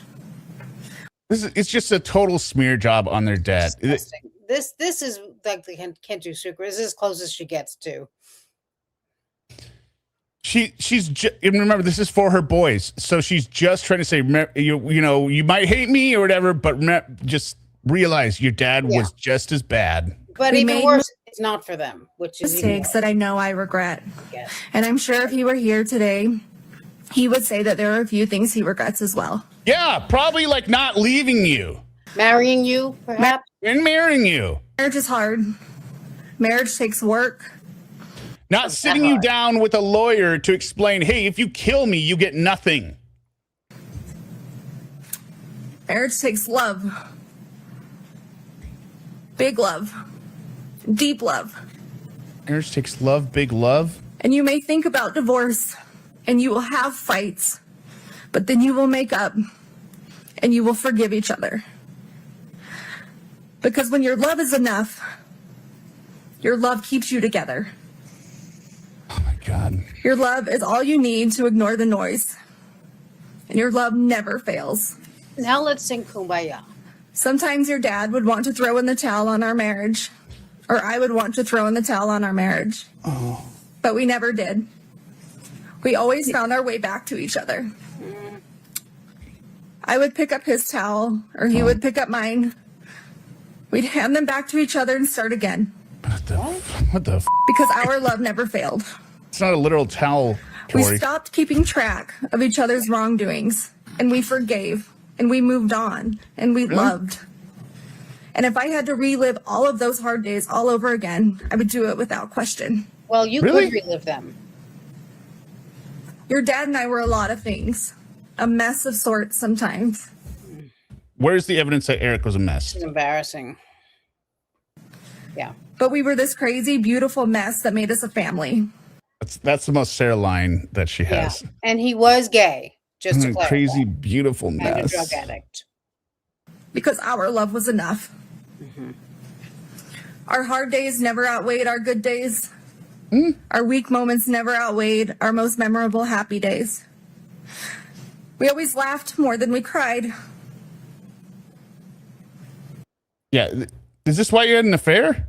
And one of us murdered more than they didn't. Yeah. We failed at some things. But we never failed at loving you boys. I would say based on their testimony, that was the one thing that you probably could have held your hat on like I was a good mother, but now we know you're a terrible mother. But everything else you literally failed at. You failed at your marriage. You killed your husband. You failed at business. You didn't have anything. Our love was enough to make our house a home. You killed all the pets. Our love was enough to stay together, to raise you boys. This is making you. This is. Our love was enough to forgive each other when others said that we shouldn't. Yes. Belle, she was having a affair. What are you talking really about, weird, ma'am? dude. No, I can't speed it up. It's a rendered video. To do things for each other others may disagree with. Our love was enough to protect each other, even though it may cost us everything. What does that mean? Love can make you lose yourself. Sometimes it makes you do things you know you shouldn't, but knowing it's not wrong at the same time. Because your spouse is your person, and your love is enough. Oh, I know an example of this. When he saved your ass because you stole the money and he got a loan out of the business, right? That's when that's probably something he shouldn't have done. Also, this isn't an allocution speech. This is No. ridiculous. One day, you will meet someone. I mean, I think she knows the sentence is going to be whatever it is, so she just wants to. This is her last These performance. people always care more about how they look and what, you know. And fall in love and understand Love, that just your love is enough. Enough to withstand everything else. The noise of the world, the obstacles, the trials of marriage, the heartache, bad choices, forgiveness. You will understand. Look at Eric's dad. He's like, Yeah. this. It's like, I cannot wait until this bitch stops talking and I never have to hear her again. And look at stupid Ronnie in the back tearing up, being like, Yes, Katrina, it's a nightmare you don't want to know about. Yeah, this is her EGOT acceptance speech. Exactly. This is her Lifetime Achievement Award. And your love is enough, and your love never fails. Don't worry about what others think about your relationship. Don't worry if they would do things differently. You just Bloodworth is like, what? love. What is she doing? Yeah. She's just looking back Bloodworth and is forth. And you love big, and you love. Is he looking at the clock and back at her and be like, they said 30 minutes. So how much we got? I picture him looking at the judge like, do you believe this shit? I He's hope like, the we're judge 10 minutes stopped with a in. bailiff, like, shh. Like, they're a third in. There's 2/3 more of Love this. deep, and you protect your love. Your dad and I didn't have it all together. It sounds like he, of anyone, had it all together. Together, we really did have it all. Because we had you three. Don't let anyone choose the direction of your life by their opinions and their judgments. Being able to hold yourself together in the worst of situations doesn't make you emotionless. Separating personal and business life and emotions doesn't make you unreasonable. Resentment can get the best of others. Don't let it get the best of you. Really? Yeah. People will always have a lot to say about lives they've never lived. Live your life the way you choose to live it. Just be safe and be healthy and be happy. That's all that matters. I think they've got a lot of good course to go on now, you know?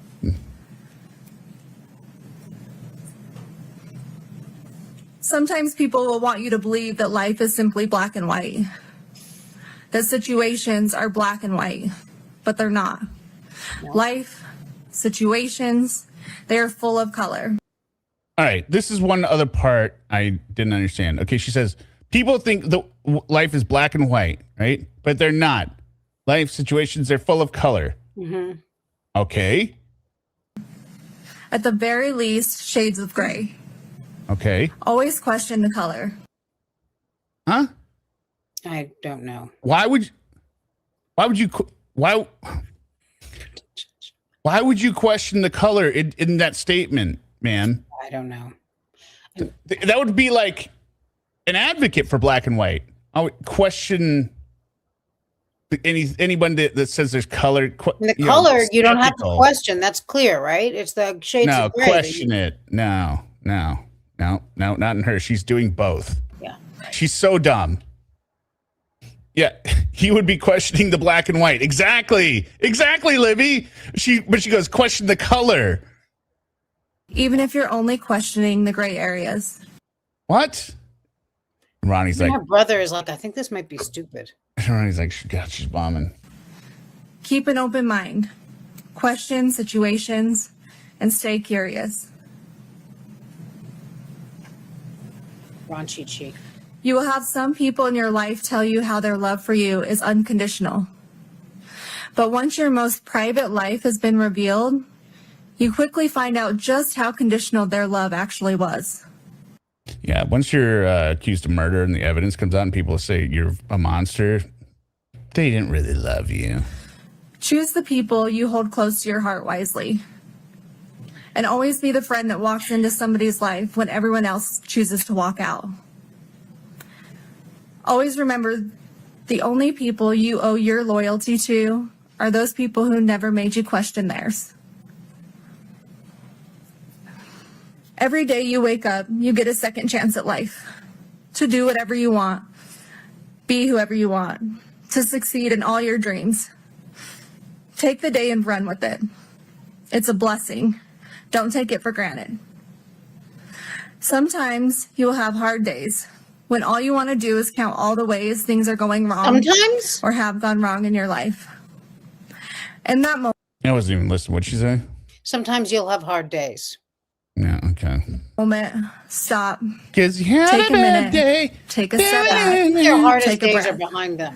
And hopefully. switch your thinking to count all the ways that it has gone right. All the good that has come to you, boys. All the grace, the blessings, and the love. Here we go. Remember that anyone can give up on something. That's the easy All right. way out.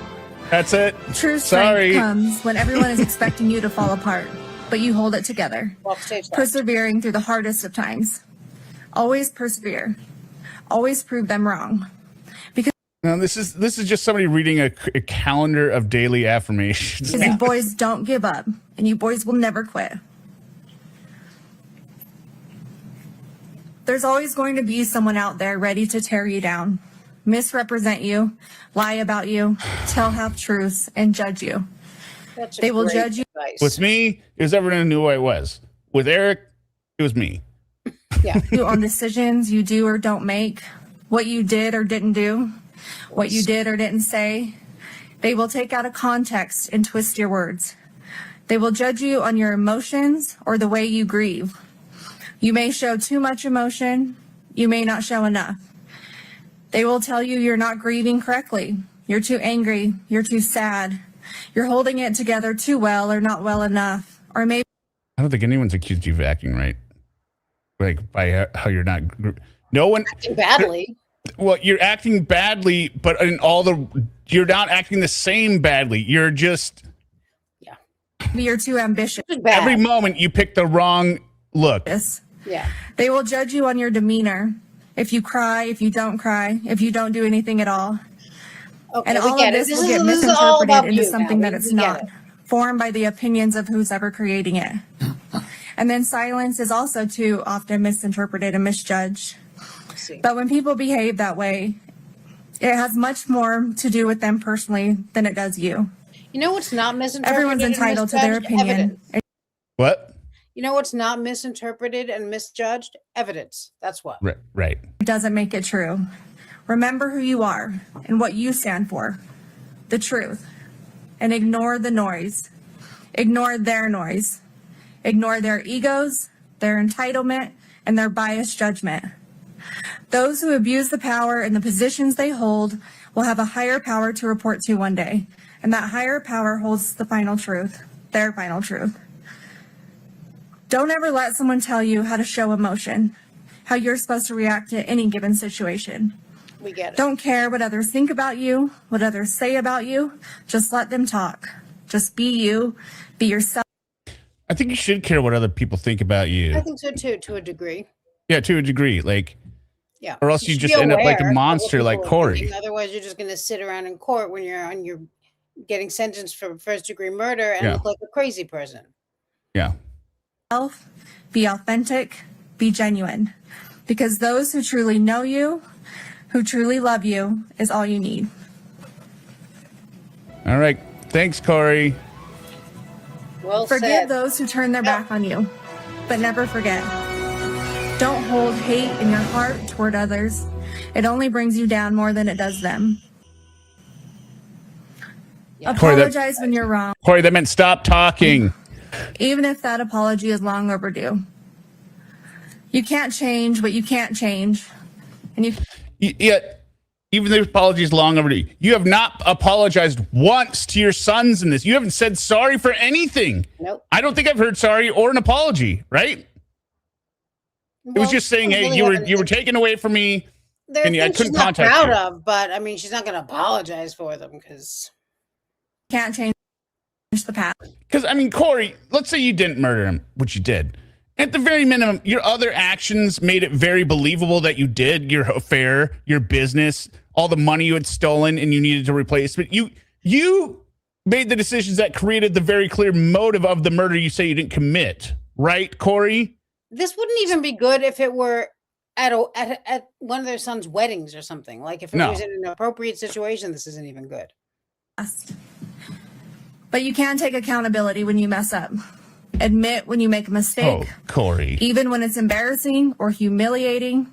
Wow. Even when it can ruin relationships, careers, or your integrity. Oh, be honest with yourself and those you need to. But never apologize for something you didn't do. This is hard. This is a lot to remember. Okay. Now we know. Yeah. Kouri's telling us I ain't saying about the murder because I didn't do it. Hence the lack of apology. Yeah. Never admit to something you didn't do. And never beg for mercy for something you didn't do. Don't take the easy way out. Always stand up for what's right, even like murder. If you find yourself standing alone or with a small group of people that love you. Or with three creepy lawyers flanking you. Yeah. Believe in yourself and be brave. Never give up on your fight, no matter how long it takes. And just in case the judge didn't read that text message about how you're never going to give up, go ahead and tell the judge that you're never going to stop doing what you're doing. Months, even years. Never give up on truth, justice, and the fight of corruption. Or murdering your husband. Corruption. When something is broken, fix it. When something doesn't make sense, question it. If money is paying for it, follow the money. Oh my God. Oops. She also, she seems to have this, it's almost like she went to a lot of, I don't think she did, but a lot of seminars about like self-help, like, chase the light and do this. And there's this like motivational vibe to her, the things she says that are just so cringy and stupid. What? Bella's mom, $5. Hear me out. You should find Ronnie's statement to press. He said this is another Epstein. Oh boy. He's saying I just want to make this clear. Ronnie is saying that Kouri ran a child sex slave ring? Wouldn't surprise me. Oh my God. It does seem like something Ronnie would come up. I got to find it. Yeah. I got to find that now.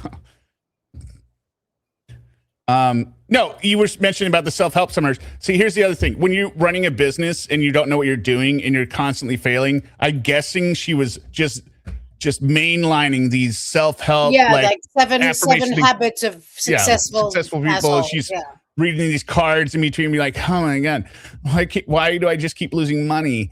Oh, I better buy more property.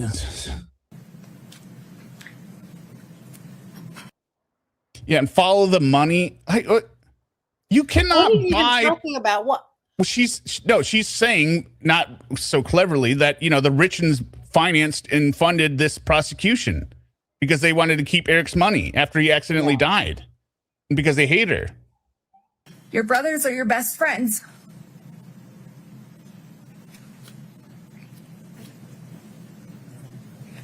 Your dad and I raised you boys. None of them would be alive. If you cared about nothing else in this world, you care about each other. Where did Ronnie say it? He said oh, it's on East. Okay. Your brothers will always be there for you. They will always be your brothers.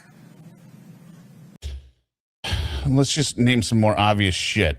The brothers always be here. They'll always be your brothers. You love them. You protect them. You take care of each other. You support each other. You help each other. And you trust one another. You be loyal to one another. And you keep each other safe and healthy and happy. And you stay together no matter what.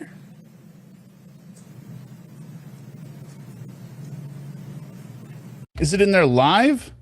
The Ronnie portion? Because I don't see a video for it. You have each other's backs. Be patient with one another.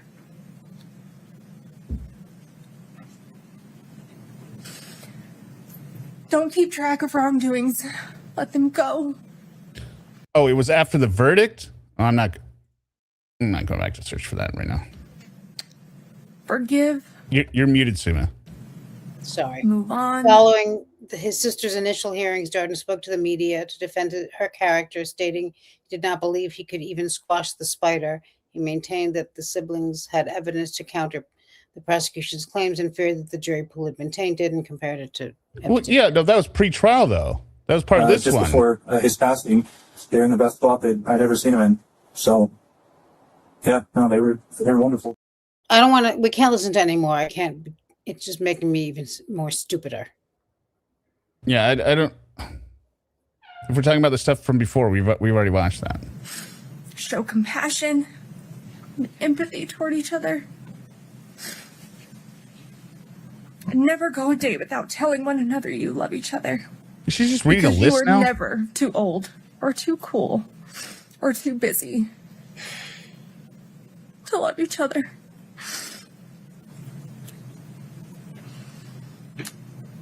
Don't ever settle for just good. Go for great. In school. In This your is around the career, time I forgot what I was in doing. hunting and fishing. Just say Nike. Like, just do it. Just say the Nike phrase while you're at it. Erin lives here. $5. Thank you very much. She's got her mind on her money and the money on her mind. Yes, of course. Napalm Sunday, $9.99. It's wrong to use the R word unless it's Lauren and now Ronnie. She's got her mind on the Ronnie and the Ronnie on her mind. I would also argue Sarah. In your relationships, in your goals, exceed expectations. Does she think they're going to sit down and watch this shit in like 20 years or something? At 20 years, it's already too late.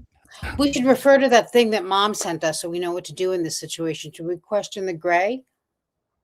They would have to watch this in the near future to learn from any of these lessons, but they're so pissed at you and you don't say anything nice to like explain what you did. Yeah, go for the goal, reach for the stars, aim high. Be Don't like your starve dad. animals, or do maybe, I don't know. Be generous. Be charitable. One Stay humble.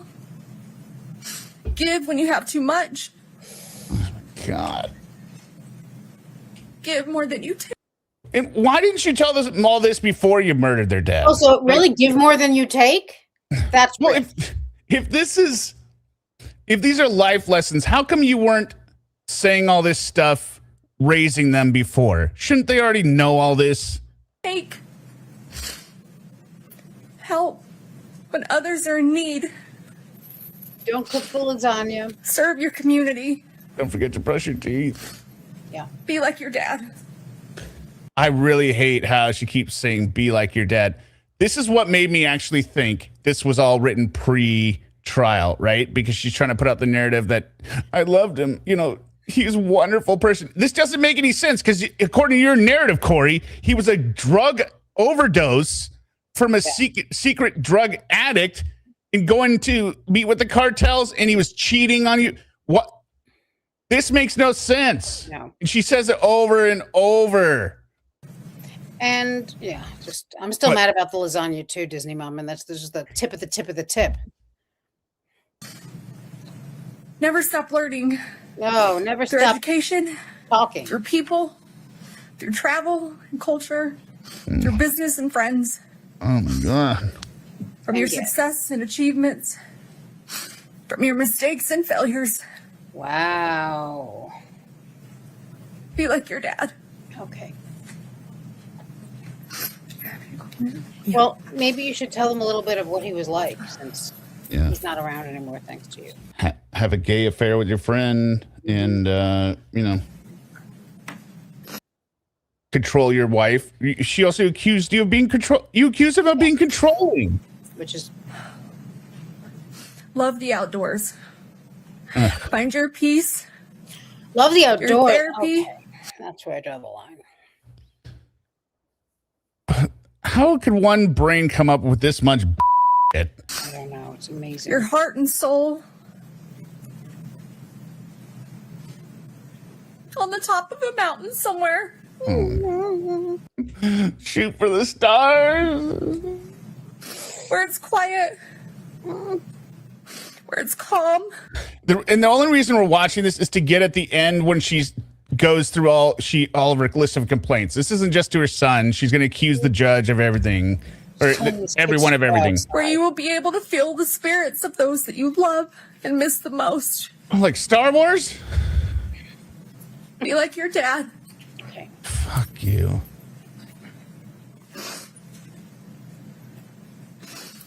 Laugh. Laugh often. Laugh loud. Laugh out when you loud. want to cry. Oh. Laugh when you're mad. Have that laugh that everyone recognizes and no one will ever forget. Even when you're gone. That guy. Be like your dad. Oh, shut the up! This is more like a eulogy section. Love your family. Through the good, the bad, the disagreements, the back and forth arguments. Choose forgiveness. Choose love. Choose happiness. Be a loyal brother. Coexist. Be a noble son. Be like your dad. Oh, shut up! She's a terrible writer. Great. I just spilled a little bit on my Go XLR. Hopefully that's fine. But, Kouri. If you get the opportunity, you should kill yourself. Yeah. Yeah, you really should, Kouri. Kill yourself, Kouri. Have the hobbies that bring you excitement and joy. That give you a break from life. But build your life full of people and family who you love and that love you. Funky music, white boy. Build a family that makes you happy to come home to every day. Just for your art. And, just to point out, Kouri, these are the rules you live by, right? If the rules you live by brought you to this point, probably your son shouldn't follow them. That's what I'm saying. Like, I wouldn't be taking advice from...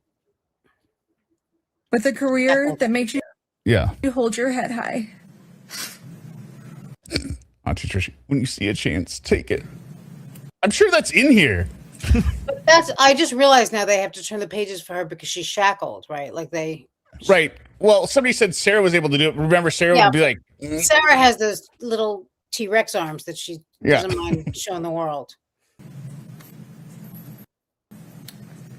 Nothing was Be the keeping friend Sarah everyone off. wants to be friends with. The dad that everyone wishes they had. Don't say it. Be like your dad. Oh, you, Kouri! Jesus!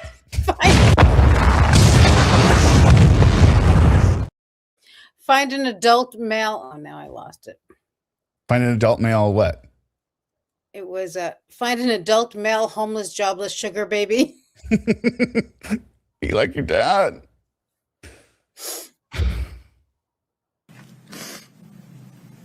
And send me some tooth whitening strips while you're at it. You're welcome, Matt Marshall. Can't stand her whiny Sherry Pazuzu voice yet. Yeah. No. It can't be him. It can't be him. I want her to give some financial lessons. Mortgage, leverage your properties. Yeah. To buy 5 more. Don't on a forget there's short-term proposed cash mortgage. basis balloon loan.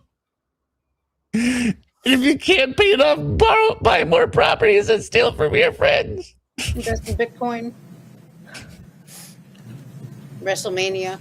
As your parents, your dad and I wanted to give you every opportunity or choice that we didn't have. We would do anything for you boys. And he gave them that. He had enough money and all that, but you ruined it, Kouri. Right. Or break our backs falling over obstacles and finding our way to be sure Oh you my had the best of the God. best. Even if we didn't always do it well or have the right answers or the words, we would give you everything that we I mean, he literally did. He set up a trust that you were trying to actively destroy and drain. had. He gave them college funds that you took the money to pay for your bullshit properties.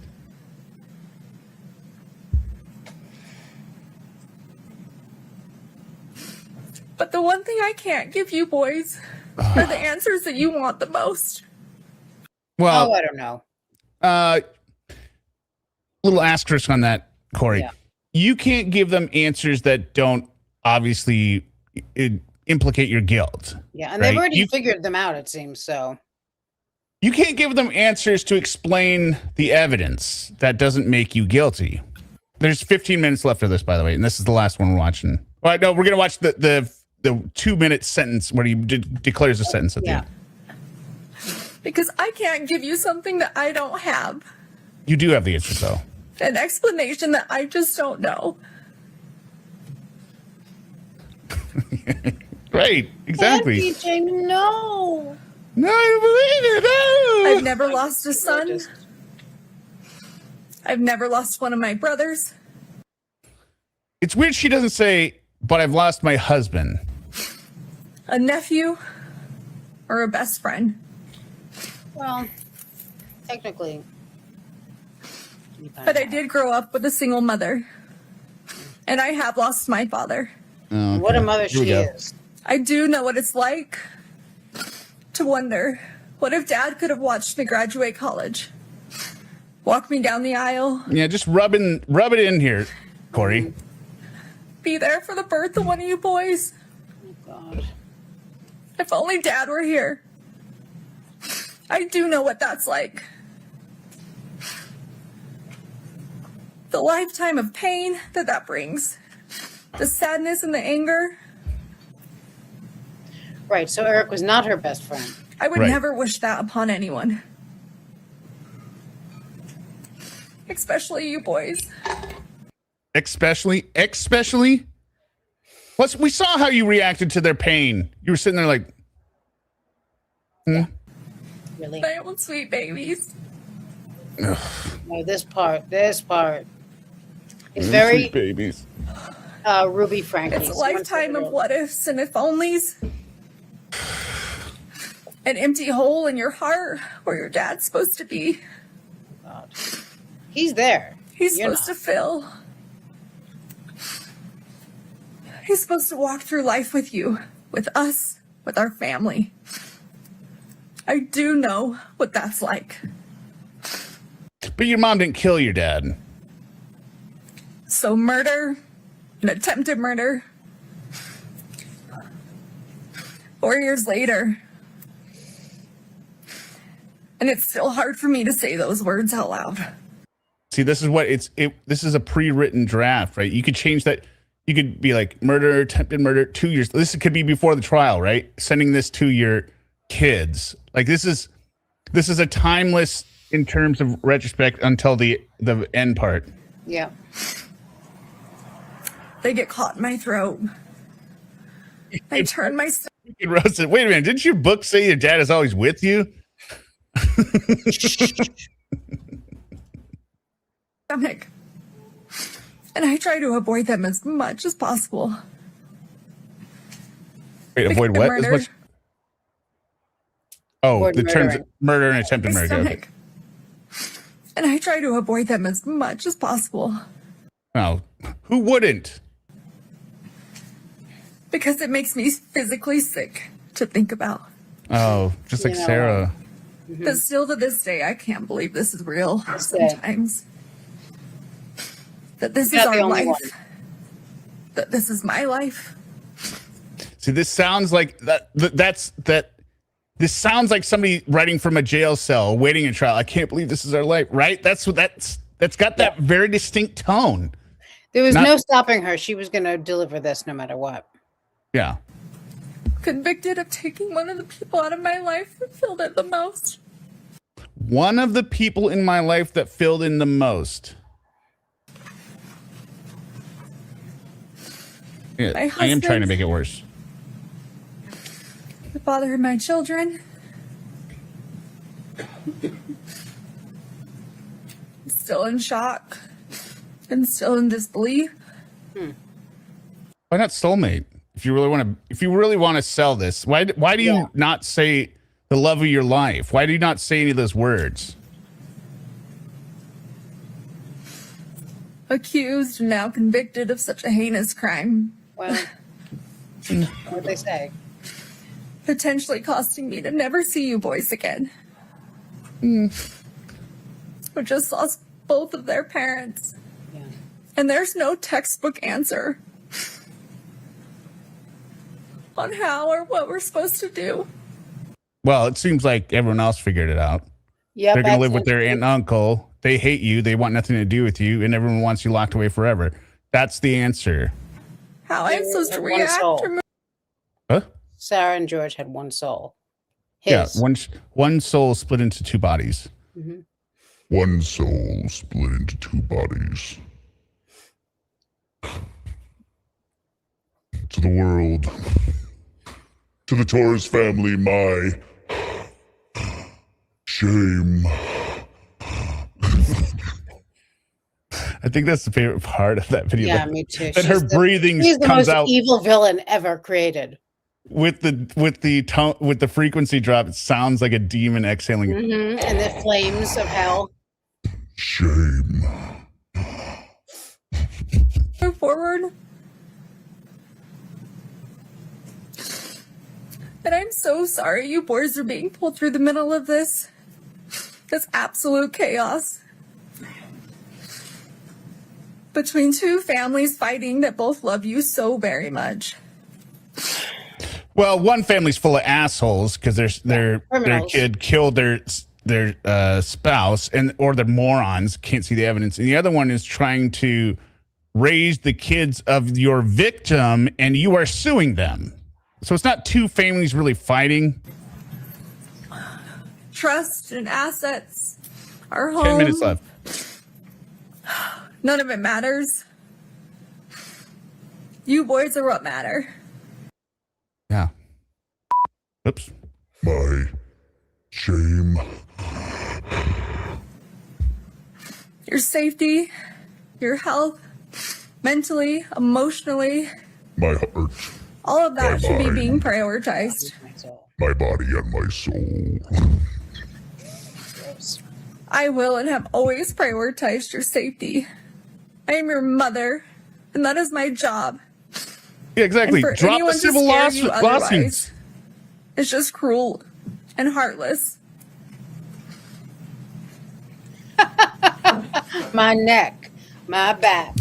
I'm sorry that 8 people from a jury. Oh, she's gonna here. So She's gonna this is the apologize first- on behalf this of is the the first. Yeah, this is the first. I'm sorry, but it's on behalf of others. Mm-hmm. What a dick. It's just cruel and heartless. They're the ones.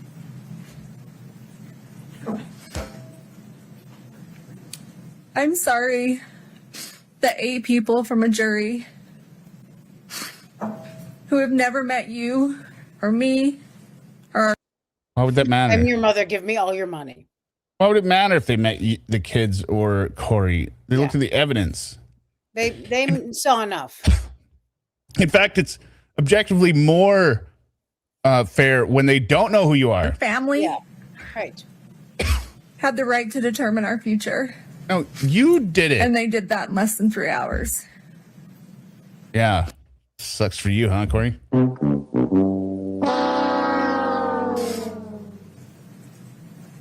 In a perfect world, there might be justice. Oh, shut the up.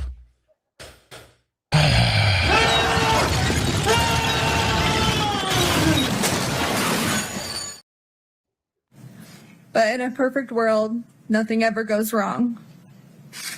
Tragedies don't happen.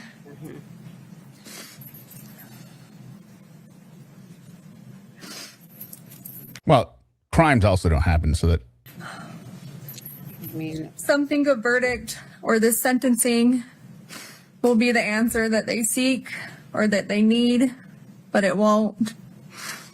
It will only give them something else to think about for a while. It may help to disperse some of their hurt or their resentment, but it won't relieve it. This grief will outlive us all. The hundreds of lives that this has affected. The lifelong trauma you boys have suffered this last 4 years will outlive us all.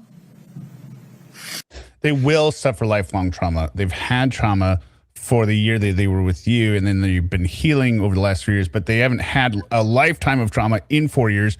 You idiot. I think you might You haven't had to crazy just bitch. endure losing one parent, but losing two. And no child should ever have to go through that. Especially when one was an unforeseen tragedy and the other based on injustice and a Especially my stab wound, which still doesn't heal. system we're supposed to trust. Okay, here we go. This is her little. Will outlive us all. You haven't had to just endure losing one parent, but losing two. And no child should ever have to go through that. Oh.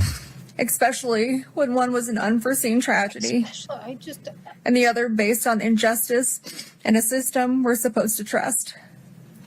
I think everyone trusts it. 2 master's degrees, especially.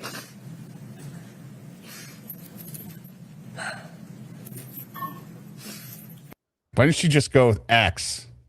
I want to ask you a question. Your dad's memory will always be the kind that's a physical hurt, a tightening in your chest when you think of him, particularly on days like today, his birthday, because he was so loved that no verdict or sentence will ever be able to release that kind of suffering.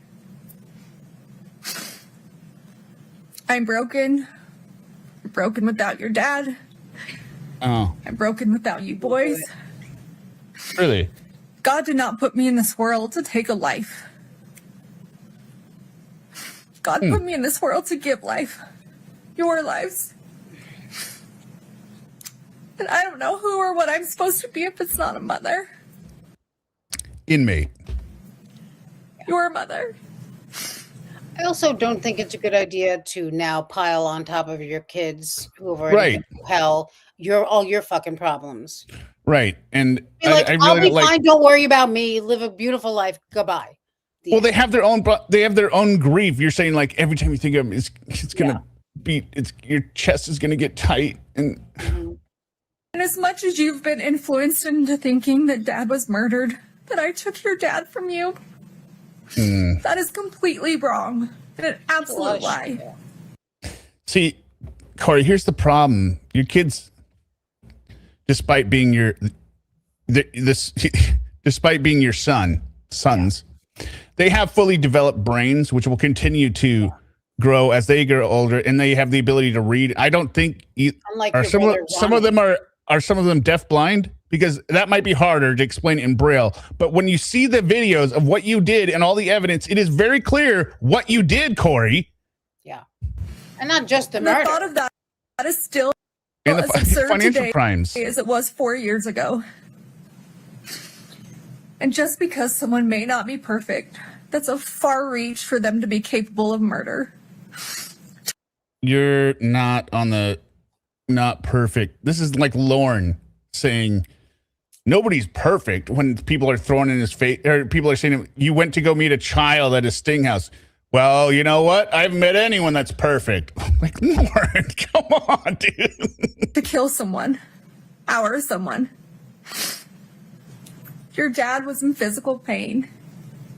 A lot of physical pain. And just because some this is her reestablishing the narrative of he was in a lot of physical pain. That's why he was taking all these drugs from the cartel. People didn't know or didn't want to Daybell. see certain things. Doesn't mean they weren't happening. Did she forget about the fraud case? No, that's where she just clearly said nobody's perfect. Yeah, I mean, Or they weren't true. He would have never left us intentionally. And I would have never taken him from you. But From you did. us. But you did. hence the sentence. He was the glue that held us all together. That made us us.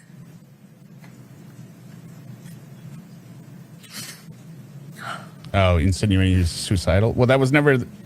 Okay. Disney mom.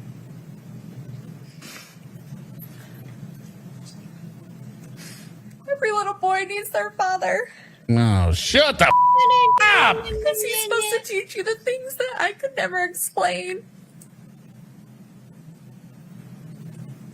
Be like your dad.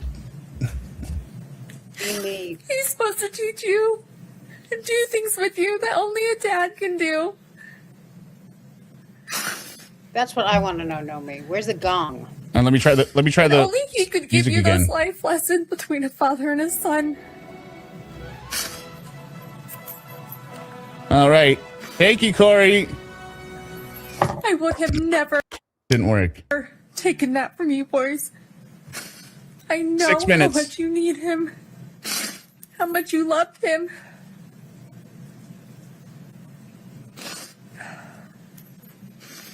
How much you aspire to be just like him. I mean, she had so much to say, yet not one word during trial. Yeah, it is weird.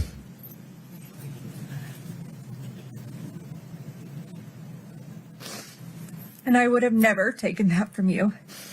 Oh. But you did. And I'm so sorry Oh, that I can't bring him back. there's a second sorry. Okay, well. For you, for me, for our family. Why would you want him back But not for his you? family. You were having an affair. I think she is trying to make it worse.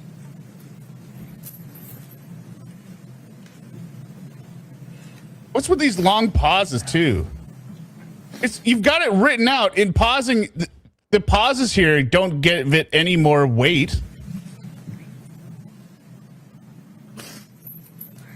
Like, I know he's like, it's okay.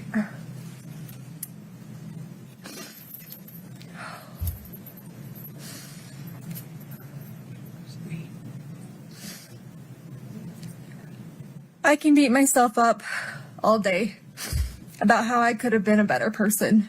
I doubt you do, though. Right? I highly doubt she ever blames herself for anything. Maybe aspects of the crime. Shit, why didn't I do that? Everyone else blames her. Or made better personal choices. And I can understand and accept you boys being upset about those things.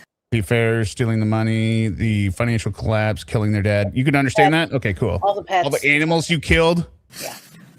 But Just murder? let die. No, absolutely not. But you killed all the animals, so killing their dad isn't that far out of bounds now for them. I mean, it's I will anything not goes accept- in that house of horrors you were running. Accept that. And I will not be blamed for something I did not Yeah, dramatic pause. Daryl Books. Sorry for the long pause. That's what he's sorry for. A little emotional.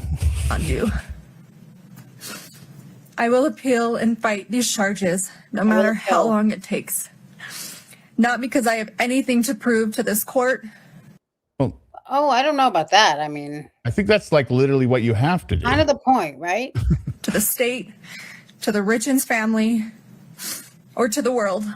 Okay. I think that's literally what you have to do. You have to prove. What? But I do have something to prove to you three. I So appealing and saying you didn't do it, that's going to prove it? do care what you boys think. And I need you boys to know the truth. And because of that, I will never quit or give up on this fight for justice. Why didn't you just go straight to that instead of all this rigmarole? Right. And why didn't you take the stand? The truth and coming home to you. So please, I know that right now you may not believe me, that you believe I took Dad from you, and that's okay. Is it? I still and will always love you. And I'm asking that you please just don't give up on me. She's a very understanding mom. I'm coming home. Not today, not this year. And not in a box. Not forever. We're going to make this right. Our justice system will get this right, although this courtroom can't seem to. Oh, shut up. Wow. Wow. Wow. You're saying this to the judge who's about to sentence you, ma'am.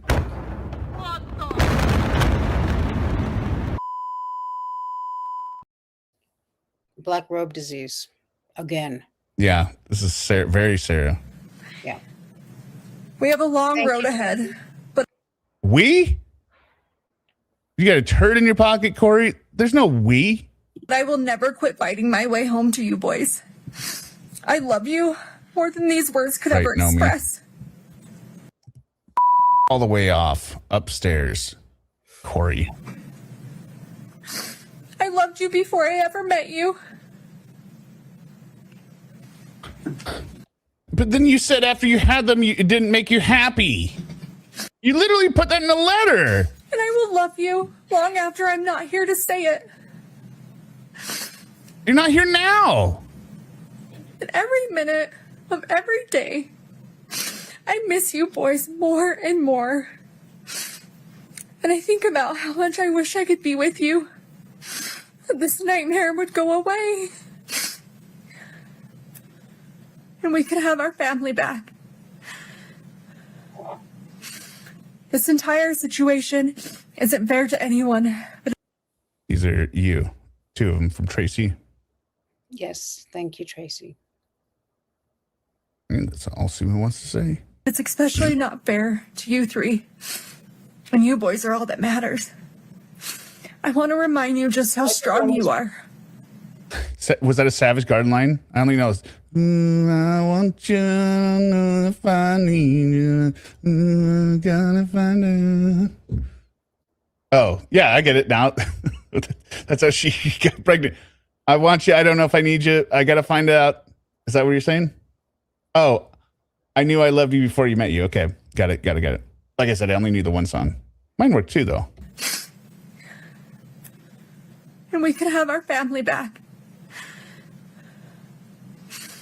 This Minus entire Dad, situation Dad. isn't fair to anyone, but it's especially not fair to you three. And you boys are all that matters. I want to remind you just how strong you are.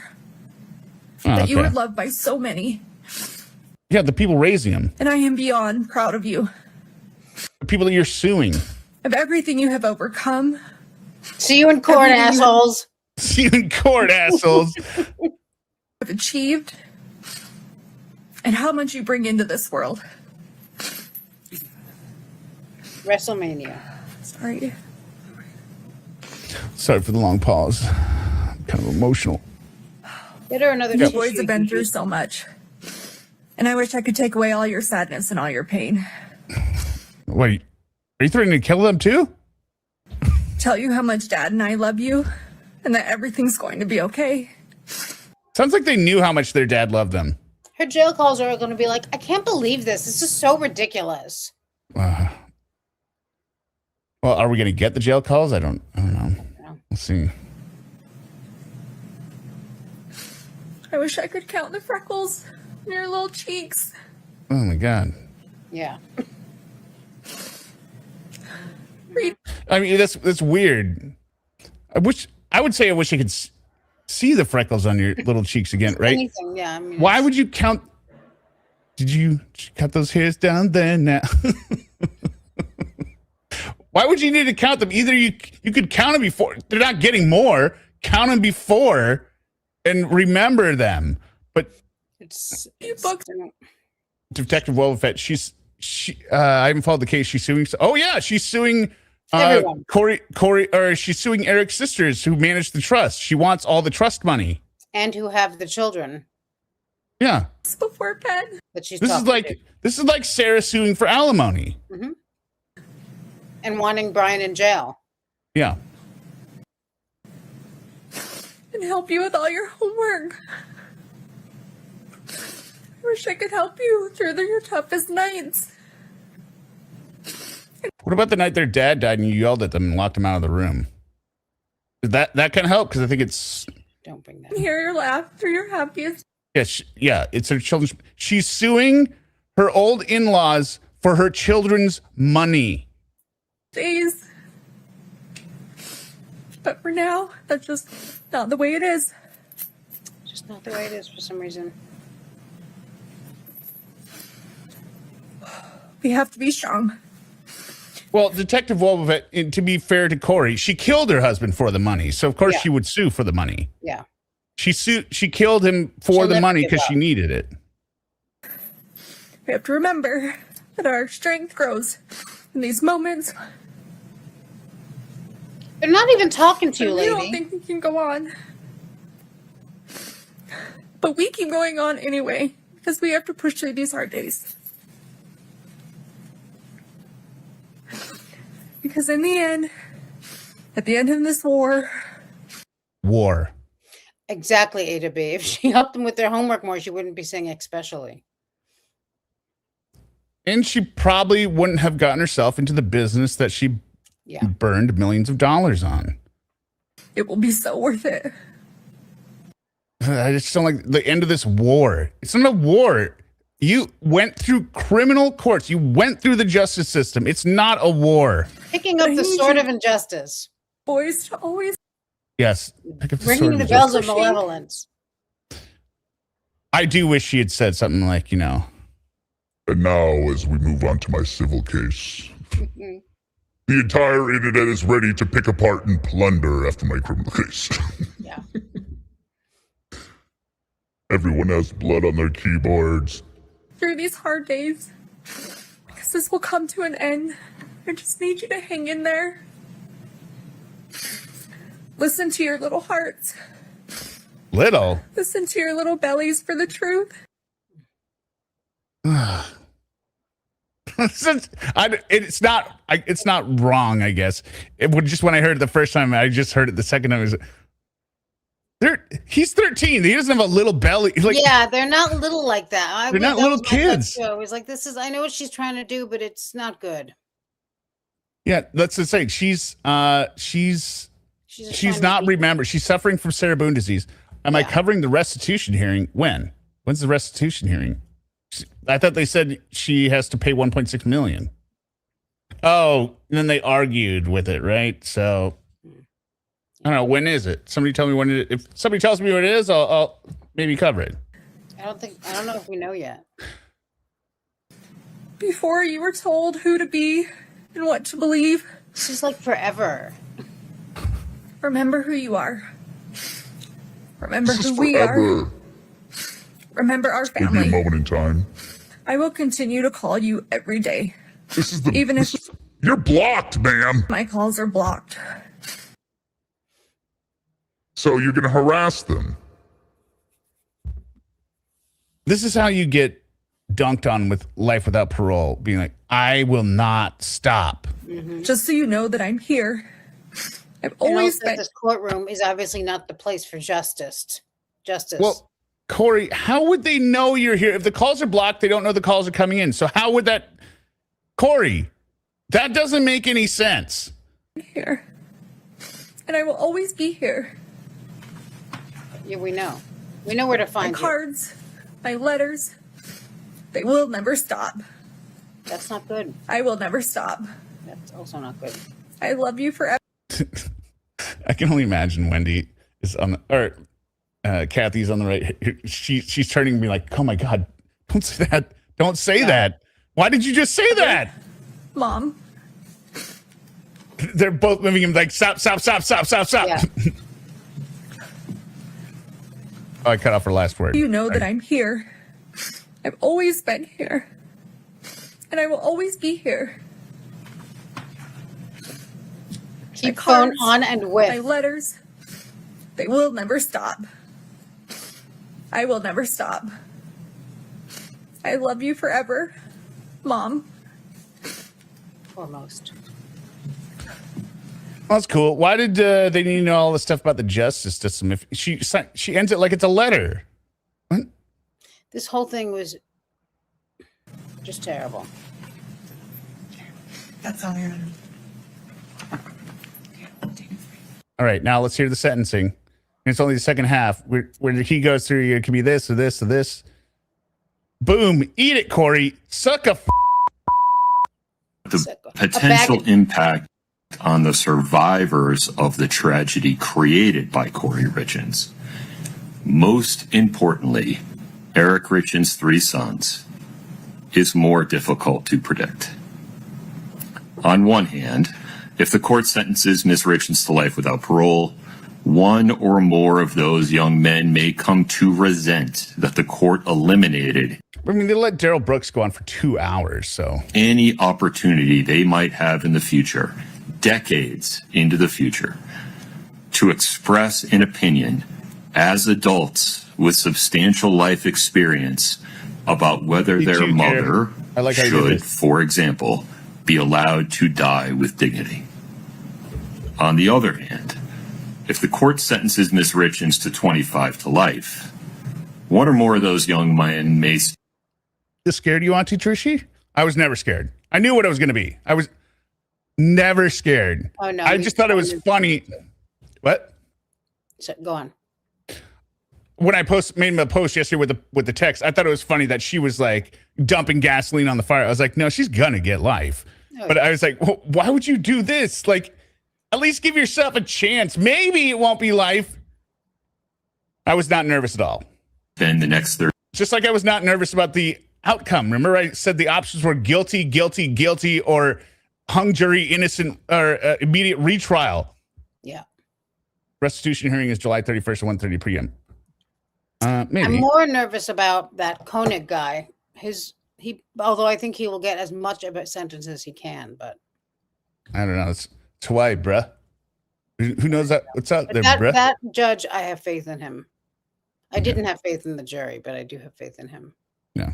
30 years questioning why the court failed to protect them from the prospect of the person who murdered their father being released from prison at some time in the distant future, perhaps when they have families and children of their own. The court... Yes, now she's looking down and be like, oh, okay, well, that line of I will never stop probably didn't help me if that's what he's considering. And looking side to side. Contemplation of how those young men may come to feel about today's decision some 30 years from now comes from a place of genuine concern for them and humility regarding the court's inability to predict the future. Sitting here today, it is simply not possible for anyone, not even those young men, to know how their view of this case may evolve over the next several decades. My hope is that every person affected by Eric Richens' death will, over time, find their way to a state of peace. As for today, the court's duty is to make a decision, a weighty, long-lasting decision based on the best information available today. And the bottom line is this. Kouri Richins was convicted unanimously and beyond a reasonable doubt of attempting to murder Eric Richins, her husband, and the father of their 3 children. And then, having failed in her first effort of spending the next 17 days, not changing course, but doubling down, that's really what preparing to try again, and ultimately completing the act through the administration of poison. And for what? Money. All for pecuniary gain. She doesn't like that. You see her eyebrows go up? Yeah. I did it for money. I got nervous at first when he said, I had forgotten about the attempted murder thing. When he first said for attempting to murder, I was like, attempting to murder? What are we here for? And I was like, oh, yeah, good. Well, I like the way he says it because I think he planned it. Like if some of you out in chat, and I'm not blaming you, like you were nervous at this point. Hopefully, Kouri had some like hope. She was like, oh, okay, yeah. Maybe. I just didn't expect him to even mention the attempted, I guess, because I had forgotten about it. No, the attempted it's the big part. Like once she tries, No, it's perfect. It wasn't like, yeah, you can do over and be like, oh my God, what am I doing? Or like, oh my God, what did I do? No, she tried it and then she tried it again. A person if convicted of committing that sequence of acts in that way and for that reason, and who causes the absolute tragedy that has befallen Eric Richens' sons and family. A person convicted of those things is simply too dangerous to ever be free.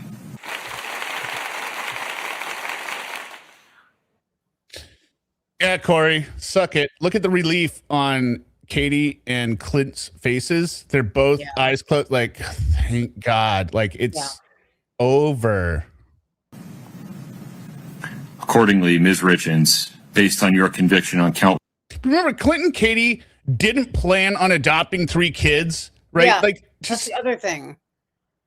I don't know what I would have to do if I was suddenly tasked with having to adopt both my brother's boys. I'd be like, what? I was like, what are they going to sleep? What do I got to move? Yeah. What am I going to do? How much food you're gonna have to buy now? Oh no, I got one in college and a senior. What I've got some grade schoolers. Like, come on, what am I going to do? 1, first degree. Of course, you figure it out, right? But it's just like, but people don't even think about that. I mean, think about that. That's quite the imposition. Yeah, I mean, especially with all of the issues that come along with it in this case, because it's felony aggravated murder. The court hereby sentences you to life without parole.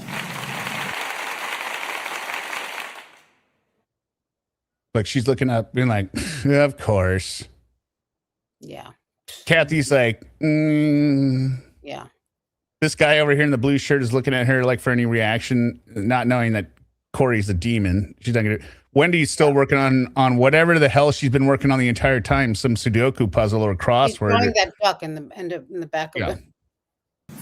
You have the right to an appeal. You must file a notice of appeal within 30 days. You have the right to be represented by counsel on appeal. That's it. Well, happy birthday, Eric. Happy birthday, Eric. Anyone wanted to be spending it, but here we are. I think it was great. It was on his birthday. Like it highlighted it that much more of the victim, right? Because usually I the also had victim. the feeling that she forgot it was his birthday. She was like, "I thought it was the 15th." I think I saw her do some reaction when somebody said it on another one, being like, "Obviously." Yeah. Like that was the reaction. She was like, "Yeah, everyone knows that." Well, thank you. Do you have any final thoughts? I mean, we might do a part 2 and cover some more of maybe some of the lawyers, but we'll see. I mean, I'm planning on the RSO stuff from Lauren this weekend. Okay. I don't know. What did you think overall? I mean, I thought it was a lot. I thought it was a lot like the whole trial. The defense team is horrible. They waste a lot of time on nonsense, making themselves look even worse and their client. And she's an asshole. Yeah, even at the end, speaking of wasting time, they wanted to put in a motion for a new trial, but then they wanted 90 days. And Bloodworth is, the statute says 14. I highly doubt that they just thought of it right now that they're going to put in a motion for a new trial. They've had 53 days. They should be prepared for this. But this is also what amazes me is, to me, it's obvious at this point that they have nothing, but they're doing that thing that usually just criminals do, which is like, you don't know, and there's a whole thing, and they can never explain it, but they're always like, there's more, the things I could tell you, like. Right. And that's kind of the other thing, right? They complain about the state leaking this stuff, and they couldn't get it in. Look at, well, go ahead. Everyone thinks she's innocent. Leak the silver bullet that you was unfairly withheld. Right? That you say the entire county is corrupt or whatever. You can get an interview because they'll, if you have actual evidence of what it is, Dateline, Nightline, 2020, Absolutely. anyone would do an interview in a heartbeat with you. And when you're in the courtroom, if you argue it and you can get it, I mean, there's just, if it happens. Sometimes people are innocent, and the arguments are very different than this nonsense, including that one interview they did where they were like, "We're going to prove the blah, blah," and then they were like, "We rest. That's it. The end." Right. And I can't don't do this understand how they're both. They're all three of them are still being like, Yeah. the tragedy is this client is actually innocent.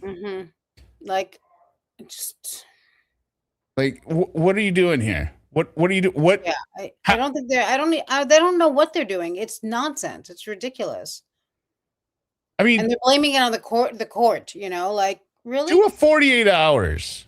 Do Yeah. 40 hours. Tries its best to make it seem like, oh, Do they anything. didn't. Say Right. something. You had the whole trial, regardless of what you're saying went on there. There are things you could have said. Anything. Instead of just berating that poor woman Carmen and everyone else who walked in there and embarrassing yourselves. Yeah, the problem is, if they put on their evidence, quote unquote, the state has the ability to, challenge it, and it falls apart at that point because Right. But they're still, it's ridiculous. And again, Rob, this is the classic one that people. I mean, there's still people even in the I was in, because East Idaho News, I was watching their audio messed up, so I switched feeds. Half the people in there being like, "Oh, this is totally the sister's coach. This is so bad." And I'm like, based on what? Like, what do you? If you have this view of the world, okay. Wait, let me read Rob the Idiot Pro. Her whole family has been talking to the media about how Kouri is the object of a grand conspiracy. Here's my challenge to those people that think like that. What do you think? What kind of world do you think you live in? Like, what does the county and the state have to gain by making up a case about Kouri to challenge her to send her to prison? Why the state? You could see based on the bill, it costs the county like $1.3 million. The county is applying to the state for funds to refill their budget because it was all blown on this case, right? How does that make sense for them? They're not getting the $1.3 million. They're just doing, like, if they're working, they're getting their salary, right? Nobody's getting all these payouts, these comps, these handouts. If anyone did, it's Wendy and it's Zelda and Gungan. Those are the ones that got paid for free for this farce of a defense, right? So, and like we said, this is not just one crime. This is a woman living a whole criminal lifestyle. Right. There's a there's like she's Shug Richens. I've said it before. I'll say it again. Shug Richins. Yeah. Exactly. She's not doing.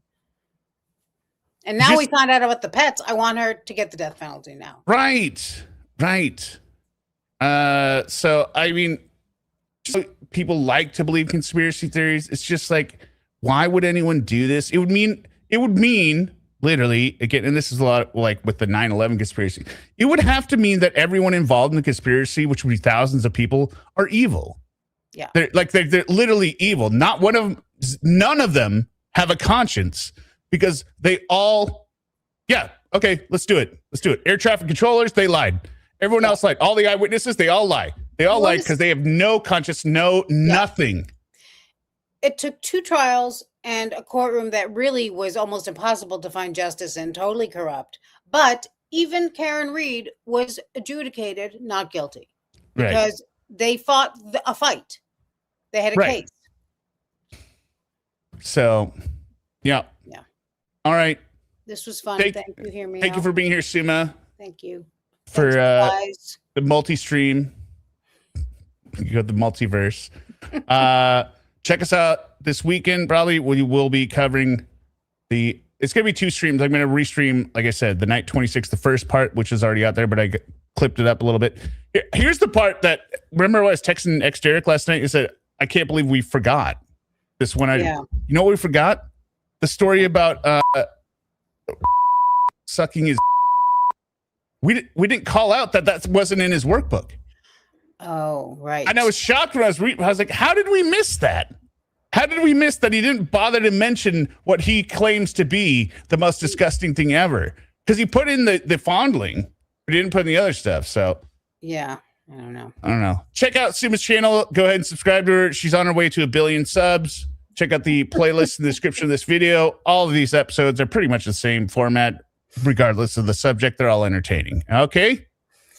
All right. We're gonna go with Kayla outro just because it's the best. It's fun. Little lift our spirits. Yeah.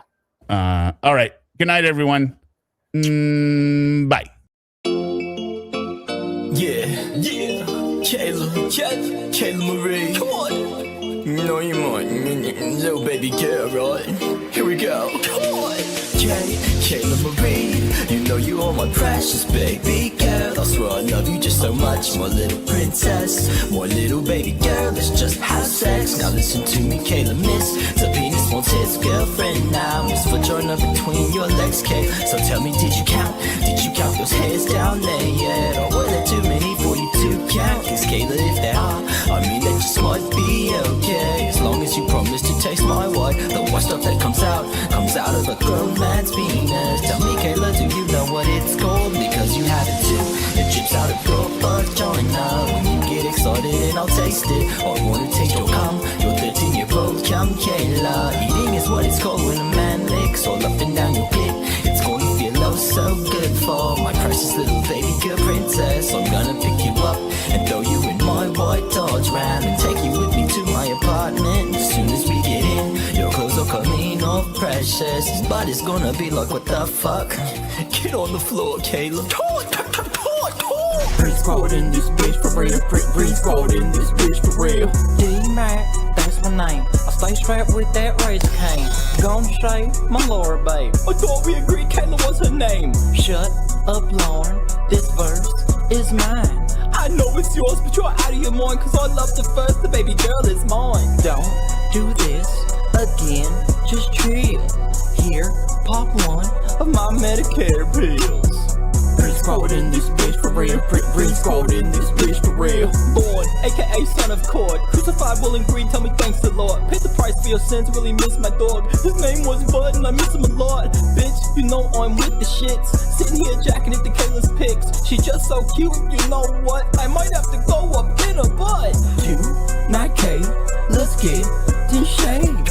Breeze cold in this bitch for real. Breeze cold in this bitch for real.